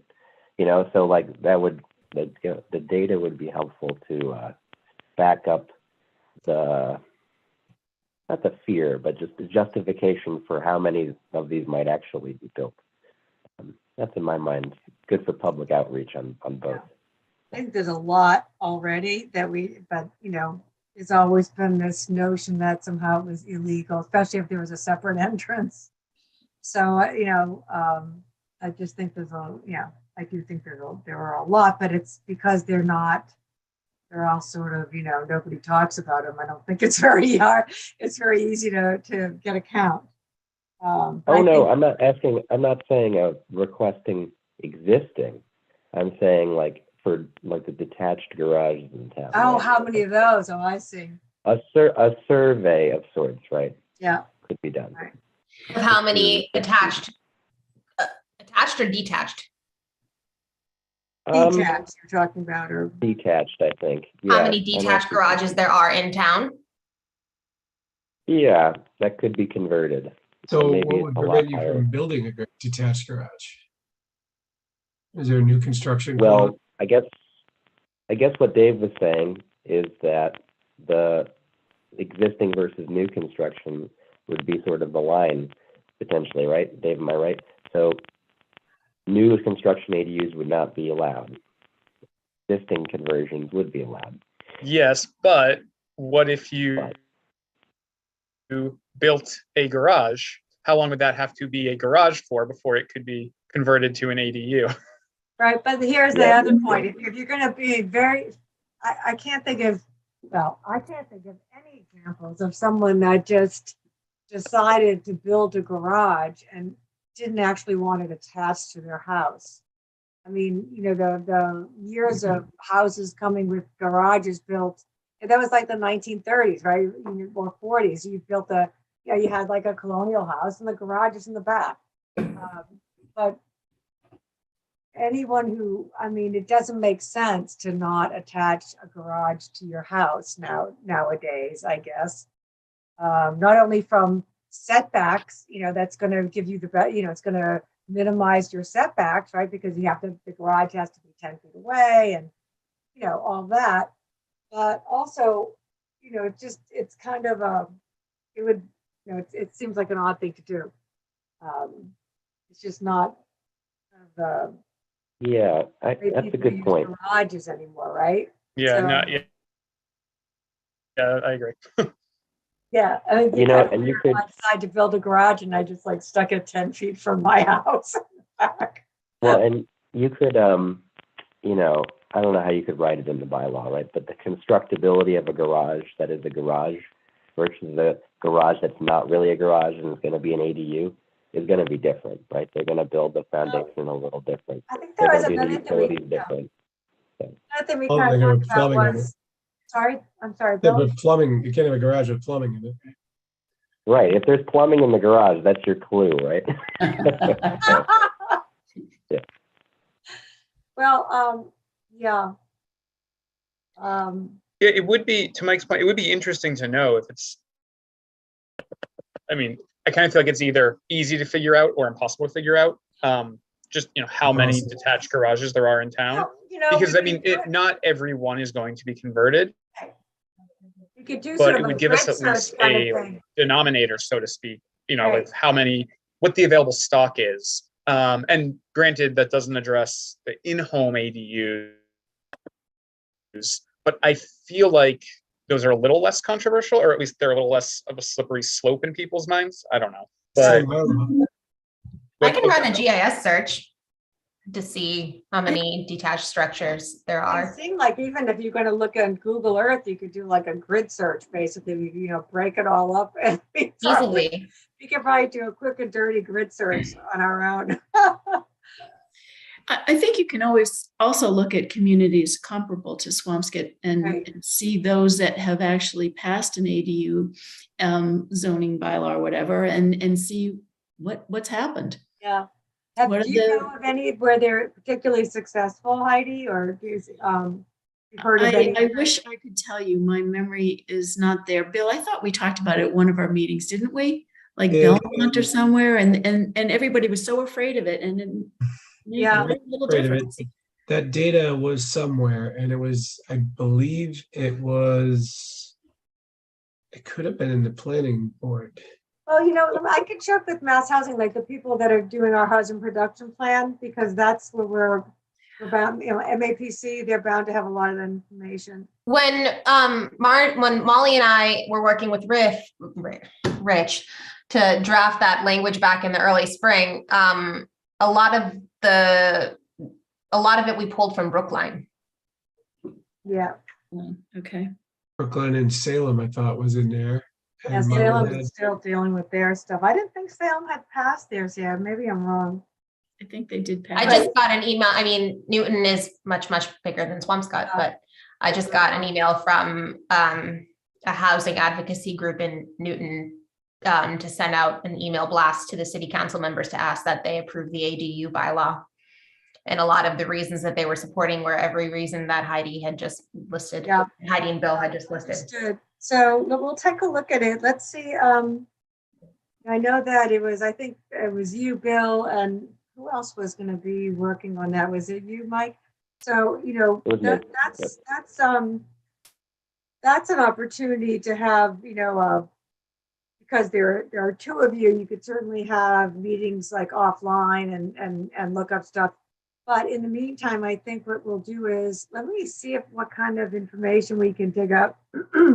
I'll ask Marzi as well, and get some comparables. And I think I still have some old information from when you and Molly were working on that. There were some samples that we had. And it certainly, it should be on our agenda again. I mean, we should be looking at it for, I don't know, May town meeting, I'd love to say, which was I agree. the best time to bring up zoning. Always I think it's been something that, like we've said, it's been pushed off and one of the reasons, quite frankly, was because a lot of these Zoom town meetings, it's hard enough to get some, big zoning to pass. And we had other big projects like, we had the school, and then we had the, this whole Hawthorne Glover thing. So a lot of stuff has, got bumped. I think we also talked about doing community surveys and public outreach. That's right. And there was a hope that we would have, the staff to help us do that. But, at this point, we still don't. So, we don't have a planner, and it's, Pete, Kane, and I are, Pete, Kane, and Marzi and I are going to look into incorporating blockchain technology to help gauge community input. It's something that I'm not totally familiar with yet, but Pete and I did the same program at Tufts, and one of our former professors is working on it. And so I'm going to read the information that he sent me, and then he and I are going to hopefully meet with him maybe later in the week. And I can report back on that at the November meeting to see if that is. Years ago when Pete was our planner, we did a lot of really successful outreach programs. Of course, we did them with MAPC, but it was the the outreach for the master plan and for the open space plan and the housing production plan. And we do all these great boards and stuff, and got tremendous response from that. But I understand that that's COVID made that a lot harder, and now things have shifted a lot. People are a lot more comfortable doing Zoom meetings online, doing a lot of different things online. So I think that'd be something that'd be great to explore. So let's leave it at that. Let's leave it at if we did a May. We wanted to shoot for May. I mean, we're already behind the 8 ball just in terms of I have to back it up in terms of timing and hearings and stuff like that. The good news is we have a lot of information. We have a draft done.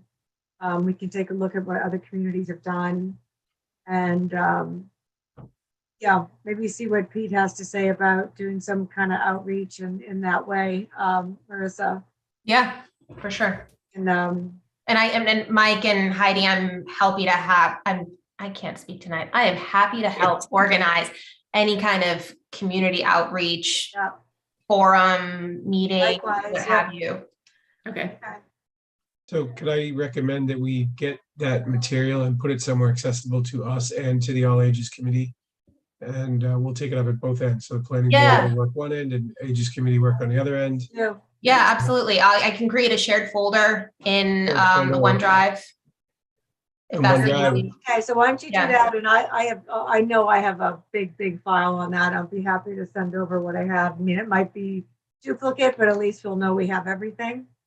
And then somewhere along the line, we should determine the drop dead dates for Maytown meeting, when Yeah. they can, That's what what our we, deadlines are, so we know what to work toward. And then we've got to start probably community outreach pretty quick to Yeah. get in front of that. So okay, so I'll work with Marzi and Marissa for that timeline.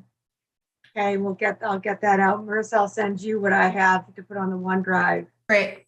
And let's just all kind of dig into whatever resources we might have and add it to that. And I'll, as we, maybe once we establish like a first forum date or something, or if, there's anything that we want to share online to the residents, I'll create a web page on the planning board. I'll make it accessible from the planning board, from the community development, from the Swampscott for All Ages pages about ADUs. That'll have, any kind of readable information that people would want to know. perfect. Can I ask a really dumb question? So OneDrive is the same thing we get the petitions on, or is that Yeah. something? There are no dumb questions. Do you have any Never heard the access question. information with that? sorry? I can't speak tonight. Any access trouble with that, or? I don't. I just like it's not one of the, so it won't be a community project on the website. It'll be. It can be. I think for the purposes of sharing information amongst, ourselves at the Yeah. planning board and Swampscott for All Ages, that's the best way. And then I'll leave it up to you guys to determine whatever you think is worthy of being put on the website. So as not to. I wouldn't put anything on the website. Not right until we now. make I a wasn't workable draft. sure whether that was the one-page feed or not. So No, No. OneDrive No. would be called. OneDrive would be shared between us. Yep. And then once, community meetings and forums start happening, the website can be used to post those dates, those agendas. If we do any presentations from those meetings, those can go up on the Yep. website. Any easily readable information about ADUs, like renderings, what they would look like. Maybe we could put up the examples from other communities. Any surveys that we do, those can go up on the website, stuff like that. So But Heidi we has have a to- bunch of resources too that passed out at the last Yeah. town meeting. And I have the one from AARP. I think that's. yeah, I have that too. If we can get all that stuff on there, then that'd be Yeah. great.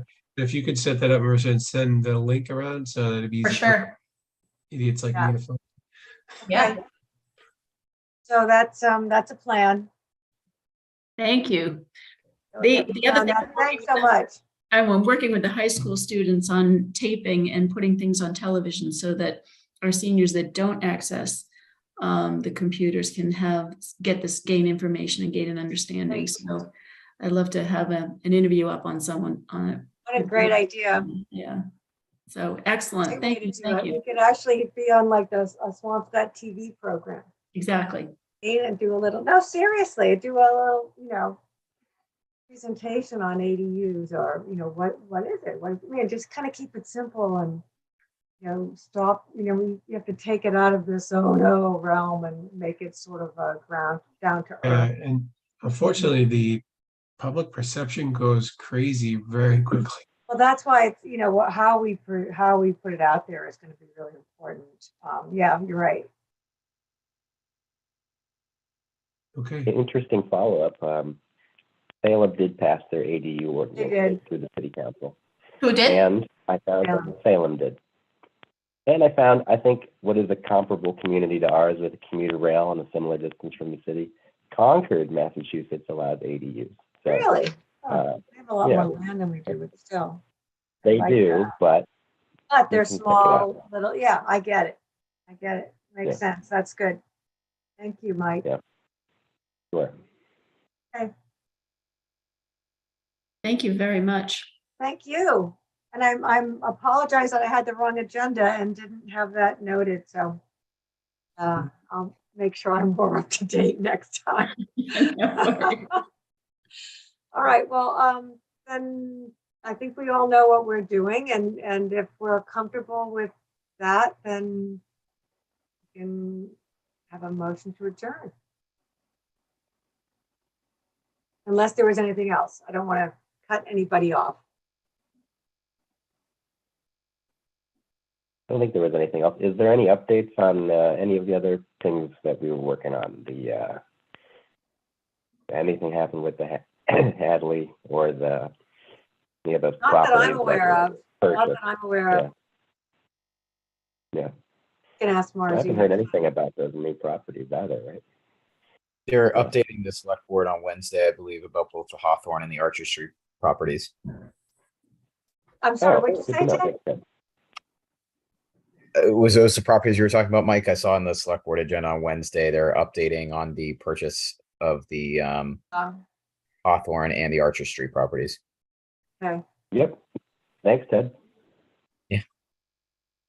Well, let's hope that we're able to get both the Archer Street properties, because I know that we did get a letter from DHCD, I think it was, and that's how I'm saying that they actually did approve 40B up there.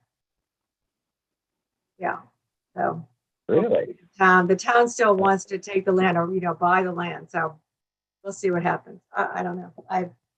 That's no solution yet, but stay tuned. Interesting. What was the other thing? Something else. Or Elm Street. Oh, yeah, Elm Street. That's what I was gonna ask. Thanks. Haven't heard anything about that. I walk by it every day. Nothing. Sorry. But I walk by it almost every day, and it's just a parking lot still. I believe they were issued the building permit.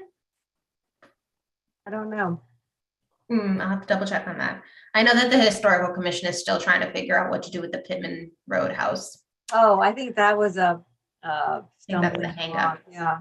Because I thought they had figured it out. I thought I don't know how I thought they had a plan to move it and a lot to put it in. So they, to my knowledge, they don't yet have a lot. They're working to get a lot. They don't have one yet. And so that's they can't do it. I thought there was one that wasn't that far away. It's on Hillside Ave, and it's owned by Bill Demento. And so I know that they're trying to get in touch with him to purchase the lot. Oh, I thought they had some kind of a deal with him. Okay. Hillside or Hillcrest? Hillside. That's like over by closer to like Mazzola's Corner, or Durkee's Corner, whatever that's called now. Yeah, isn't it over by Cherry Street-ish? Oh, over there. Sounds right. Table. Oh, yeah. Oh, my goodness. I know the lot. It's vacant. It is It's vacant. terrible. Yeah. It's a tiny The lot. house It is next maybe door. just over 4,000 square feet. Yep. They would need a The house variance. next door. They is, could move the house, Yeah. build a garage, and I put an actually ADU wanna- in an Airbnb. Yeah. Good deal. Yeah. There you So, go. Fascinating. I can't imagine that the lot is, I don't know what it's worth. Was it an issue of money, or, it was an issue of money, really? Okay. Yeah. Well, okay. well, Marissa, does Bill Demento own the multifamily next to this lot as well? No, I think Bruce Paradise does. Sorry, next to on Hillside. Yeah. What's the address? I don't know. It's a big white building, and the roof is entirely tarps. It's not a good building. I can look Yeah, it it definitely needs to be invoked by the up. Health Department. blighted properties. Thanks. Does that abut the Lally's garage? No, Hillside is off of Cherry, and Cherry is behind Lolly's garage. So it's across the street from the housing authority property on Cherry Street. He does not own that. Yeah, okay. He just owns Anyway. the one lot, and then assuming it's a two-family, you said, Mike? I think so. It looks like it's 1113. It's owned by a Richards Letts. Oh, I don't know who that is. I'll be in touch with you on that one. You Okay. just provided me a email. But yeah, so Sorry that's to what's take holding that up the demo, because the historical commission determined it to be, a historic structure. So there's a 9-month demo delay until they can, unless they figure out how to move it between now and then. boy. Got it. Can they Can do I ask that? another question on All the the, wires down and stuff? That's seems like a long way to move a house. I don't know. Yeah, I think Habitat for Humanity was supposed to help with that. And then, the I idea, was under the impression they had something worked out, so I guess I was a little surprised. yeah, I thought they had a lot too, but, But it's been in the works for a while, so. and then it looked, and they're not, because that house has an addition that was built after, and they're not so much concerned with the addition that can go. They didn't deem that part historically significant. They're just concerned with the front end of the house. And it looks like Marcy has her hand raised. I'm gonna allow her to talk. yeah. What can I say? Hey, Marcy. Hi, everybody. Can you hear me okay? Marcy, yes. Hi. Yep. Great meeting. I'm happy to share with you some additional information on it. Mike, the two-family that you talked about that Marissa mentioned, that it's owned by Mr. Richard Zetz. Yes, he's actually an absentee landlord. He lives in New York City. That place has been deemed uninhabitable. There is no running water in there. There are several building code and health code violations within the structure. If you drive by it right now, you will notice that there's a top roof there. The property owner historically does come by, take a look at it. Each time the Board of Health and the building department has reached out to them, he would state that he has contractors coming in. He has been working with Justina Oliver from the Historical Commission and trying to find out if there are any programs out there that would assist him with rehabilitation of the property. We had also put him in touch with Habitat for Humanity. As Angela and Marissa had mentioned, we're trying to work with them on this, on the property, to try to find out, perhaps maybe looking at 2 of the lots, we could move the historic property, but yet gain more affordable units if we were to have both of the units. The Historical Commission is also looking to maybe take only the historic, the smallest section of the Pittman House, because there was an addition made to it. So perhaps if the historic structure is a little bit smaller, maybe you could do something in the back of it where you retain the facade of the historic structure and yet add additional affordable units in the rear of the property. So maybe that's how's that going to happen? That's interesting. Okay. Yeah, so we're looking at a variety of different options, and believe it or not, moving homes, it's been done in the past all the time.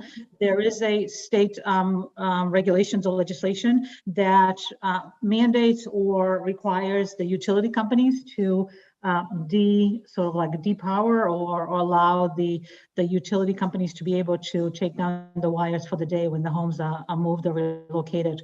There is a company, a national company that's out of New Hampshire that actually does a lot of home moving. We've reached out to them. We have a price proposal for them to move the structure.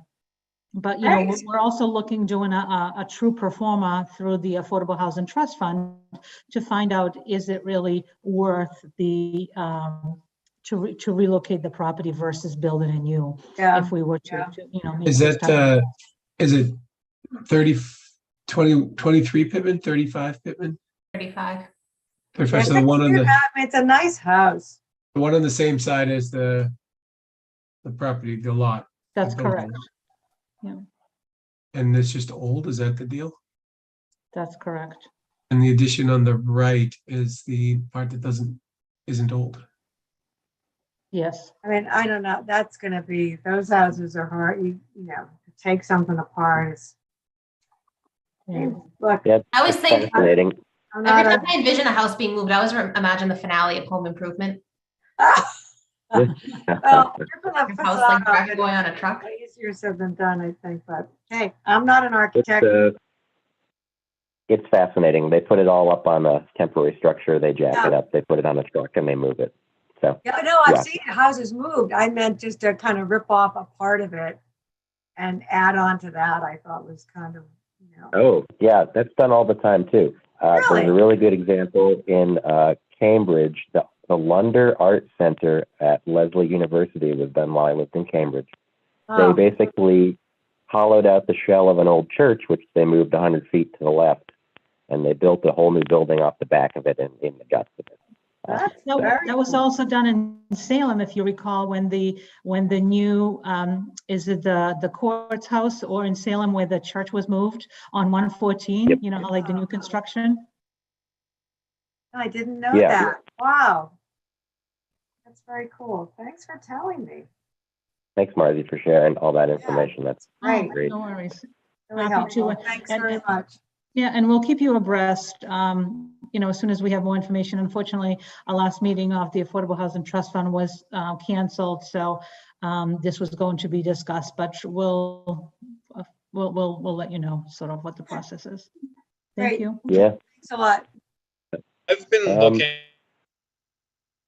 before I say something uninformed and dumb, but I can't find any evidence of what I think I saw somewhere. So this might sound totally crazy, but going back to Hadley, I feel like in the last month or so, I saw something somewhere, and I thought maybe it was one of those like town newsletters, but I don't know, I can't find it, that suggested that there was some proposal to use Hadley for something related to seniors, but I can't read. That was- I don't know if I just dreamt that.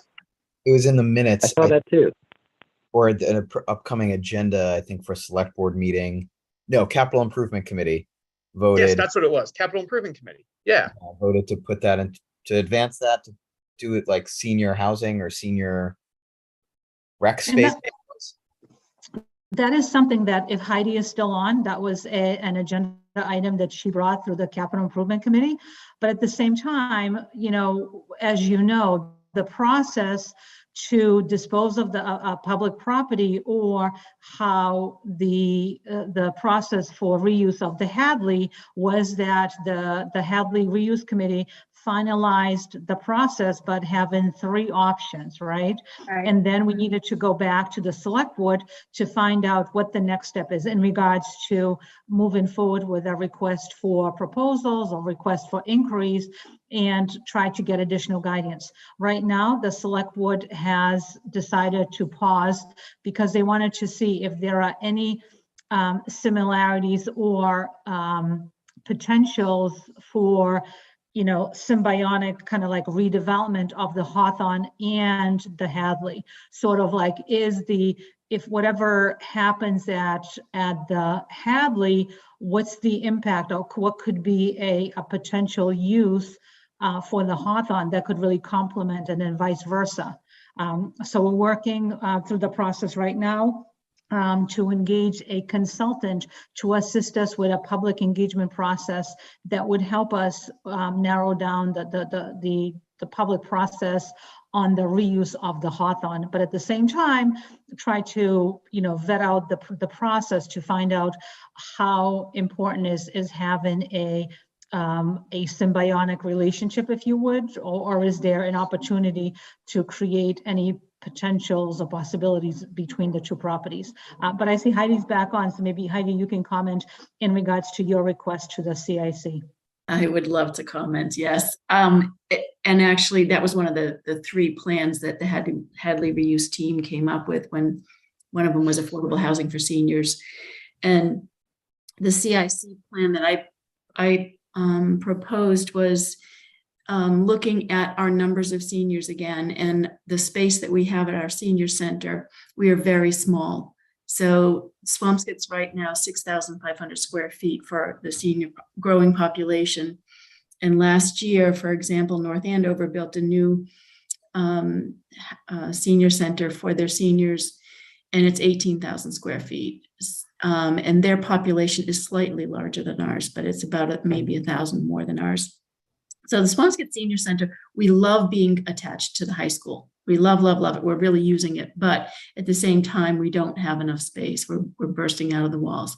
Anyway, so one of the thoughts was, well, what if we looked at Hadley and created instead of a senior center, a center for active living, so that it's for all generations and as in Swampscott for all ages, and then perhaps created some affordable housing upstairs, which we could get outside funding for. So we wouldn't be using Swampscott tax monies to create affordable housing upstairs. You could do like a B'nai B'rith, or you could do like B'nai B'rith did at Michon, or even more supportive housing for seniors, which is desperately needed in Swampscott, looking at something like Section 202. I don't know all of the details of that. I can't share that with you, but when looking at the numbers, it was a plan that we were having fun with. And I think that it would be a wonderful, wonderful use and a real tribute to our seniors in Swampscott who have been paying taxes into this town for the last, 6 generations, and allow them to be in a safe community overlooking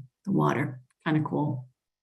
So that's my plan, man. I'll stick to that one. Now, the only part that I don't, this hasn't got to do with that I understand, is when you say reuse of the Hawthorne, are you talking about the restaurant building? So obviously we're just beginning, we're going to shortly start the public engagement process. So there has to be a plan that we need to go back to town meeting and really come up with a plan, right? Or come up with a redevelopment. I think that if you recall at the previous town meeting, the concept that was shared with the community was open space. So then we just want to make sure that there's a truly vetted process to find out what's, what does majority of the residents, what do we want to see there? Look at all ideas and all options, go back to town meeting and present, concepts or a concept, or update them where the town is on the process.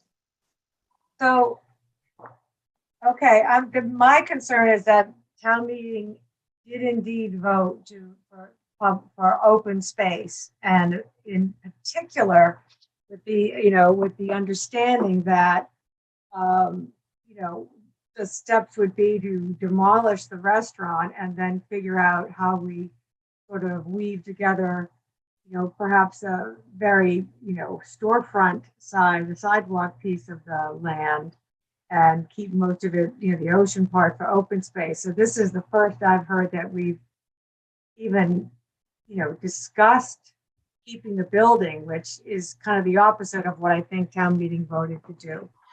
That just concerns me. But Angela, I agree with you that was when I think back of the rendering that was shared at town meeting. Yeah, that's not what we showed them. There was an open space, and there wasn't the purchase, didn't town meeting approve the purchase for the purpose of open space? That's correct. If the purchase goes through, supposed to go through on October purchase has gone through, right? I don't know if it's still going through. Okay, so like the purchase goes through, and then the town comes back and says, we would like you to. Yeah, we want to go back to town meeting and say, if the select board comes to town meeting and says, we would like you to approve us not using this for open space. What happens if town meeting says no, and then we've bought this property for the purpose of open space? Already told the select board what to do with it. They don't get select board. The town meeting comes above the select board. Right. So they tell the select board what to do. So the select board can't decide to do something else and go back to town meeting because they're not the authority. So that's. I guess they can ask town meeting to approve something else, but that seems. Meeting doesn't have to. Right now is that the process that we have engaged in interviewing consultants is to assist with the programming or imagining or planning for the reuse of the parcel, just almost building on what the concept was, but really engaging the community and engaging the residents in regards to the final sort of design for the site. Wait, sorry. So you're saying right now the plan is to engage a consultant to help figure out how best to reuse the parcel? Wait, reuse the structure or the lot itself? The entire parcel. it's kind of go back to have a public process, public engagement process for the redesign of the parcel. So just, should it be only open space? Should it have a kind of like an town meeting amphitheater or voted whatever? for open space. How can we, why we? But Angela, the only thing is that I think so. Open space, I think, all of us on this call, when you think of open space, everybody might think a different thing, right? Would it just be a field, or would it be a field or a play structure, or would it be a field, a play structure, and like a sitting area, pergola, Right, that's why the word parcels, Right. That's so that's why I the word agree with parcel you. is I confusing agree, here, I Marzi. think. We're not talking about renovating the Hawthorne building, correct? No, that's not what I'm saying. I mean, Okay. the thought process was to demolish it, but you know what? But let's say if somebody comes back and has this like great idea that we can turn it into a some kind of community use or something that could, that could work. I don't know. I'm just, Yeah. No, but I do think we're all mostly on the same page, that the consultant's being engaged to talk about how best to use the property. I think Maybe we that's could kind move of the Hawthorne summation. to a different lot, make a community center out of it. I know it's called Cherry Street. We voted to stick That parcel's not big 144 enough. units in Grand Square so we could have open space. That was the deal. Not so we could, have a rec center on the ocean. I mean, I think we need to be very careful there. No, the rec center is Hadley, isn't it? Right, that's exactly, but that's not what I'm talking about the Hawthorne. Yeah. I think it's a very, anyway, we can talk about this offline. It's not necessarily something we need to discuss now. I don't think it was 100%. I don't think it was 100% open space. No, it No, wasn't. but we talked about the language in there was that the ocean, and if I had my book in front of me, I'd read it to you. Because it was very specific about the what percentage of land that is pure coastal was to be, park.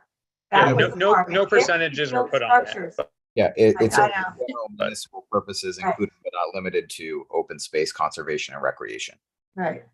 And there was also if you recall, there was a small commercial pod on Humphrey Street. Yes. And then just sort of the thought process was, hey, maybe this could be a like a Lime Ricky's, as Marblehead does at Prescott Beach, right?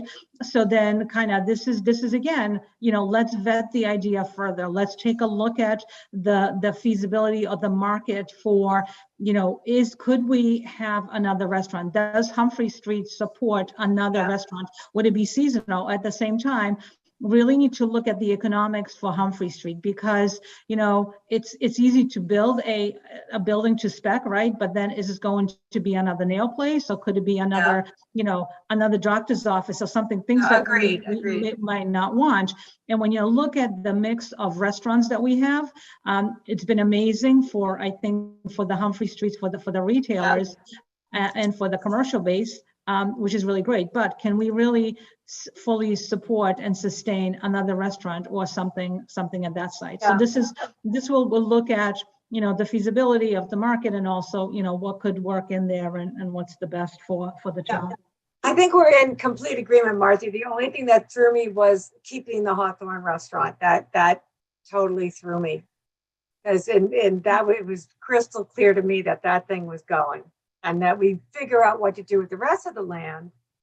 But it was, open space where that building is, and then we may develop stuff around it more on the street side. I mean, so basically that's what made me. That's what was alarming, is that we might reuse the Hawthorne building. Right. I mean, everything is, is on the table, I would say right now. So, but yes, open space and kind of trying to find out what programming would work best for that site. Yeah. Okay. Thanks. Can I ask a question? Sorry if I confused anybody. No, that's fine. Margie, while we have you on, Angela mentioned the other parcels that were part of this land grant, I'll call it, that 40B was approved by the state for Archer Street. The use But of the land, right? The the use of the land. So it would still have to go through the whole process that Elm Street did, assuming the town's eminent domain or whatever purchase agreement doesn't go through, right? That's correct. So Marissa and I have been really cognizant of the time frame when the petition was filed to begin the process. And at the same time, you probably will notice that this coming up Wednesday, the select board is scheduled to meet, and eminent domain procedures is an agenda item or is one of the items that they are scheduled to discuss. We will work with KP Law, obviously with the ZBA, with the chair there in regards to fully understanding the process and trying to find out when the town, if the ZBA were to sort of invoke the safe harbor provision, it's all about timing, and it's something that the ZBA needs to invoke at their meeting. So that's something else that, we will need to have additional guidance from our legal staff. Got it. Okay, I'll watch that meeting on Wednesday. Definitely. But as you know, the other parcel, the Haas parcel, the one across the street that was the sale price is, I believe, $400,000. That's moving forward. There's just some additional due diligence that's being done for that parcel, but that will be acquired. And we had a resident just north, I'm probably maybe south of, I think it's maybe south of that parcel, maybe west. Well, just behind that parcel, closer to Lynn, that he is in the process of donating a little bit of land that would be become part of the Wow, legend. that's great. That's great. wonderful. So fingers crossed for the other one, where hopefully something will happen there. Yeah. Gosh, a lot of balls in the air right now, so. Yeah. I know I'm personally vested in that other Archer Street parcel since it's so close to me. But, I can just keep saying it's an untenable development. Which was why we thought we had such a great argument for, it just seemed bulletproof what went to the state. So I was literally, to walk out there and think you can build that. I don't know. I just don't know how they did it. I don't know. I just don't see it. It's really hard. I don't want the optics. I'm saying this on a recorded meeting. Oh, well. I don't want the optics of being eminent domain versus affordable housing to be like a thing. The prospect of developing it. You know what I mean? It's undevelopable. Yeah. Hey, you're preaching to the choir there, so. Yeah, I know. I just wanted to say it again. Yeah. No doubt. One thing too, if I can mention to you that I'd love some input from you when the time is right. We did receive notice today that a grant for a townwide pedestrian and a bicycle plan was approved. So we'll be reaching out to you to ask for your assistance in helping us with some of the planning. Excellent. Put me on that committee. Work, Marzi, that's fantastic. Thank you. That's awesome. Thank you. Sure, the open space committee is going to be delighted. Yes, yeah. I can't wait. I didn't have a chance to tell them today, but so. They'll be thrilled. Congrats. Okay, anything else? All right. So, that's it. Thank you so much, Marzi, for jumping in. Thanks for your time, Heidi. Sorry we got Halloween scared with the idea of the hawthorn. We'll settle down and we'll figure it out. So thanks again, everyone, for all your time and input. Very, very valuable. Thank you. Anything else tonight? Anyone? Are you ready to call it a night? Motion to adjourn. Second. Okay, all in favor? Aye. All right, good night, everybody. Thank you very much. Good night, everyone. Good night. Good night.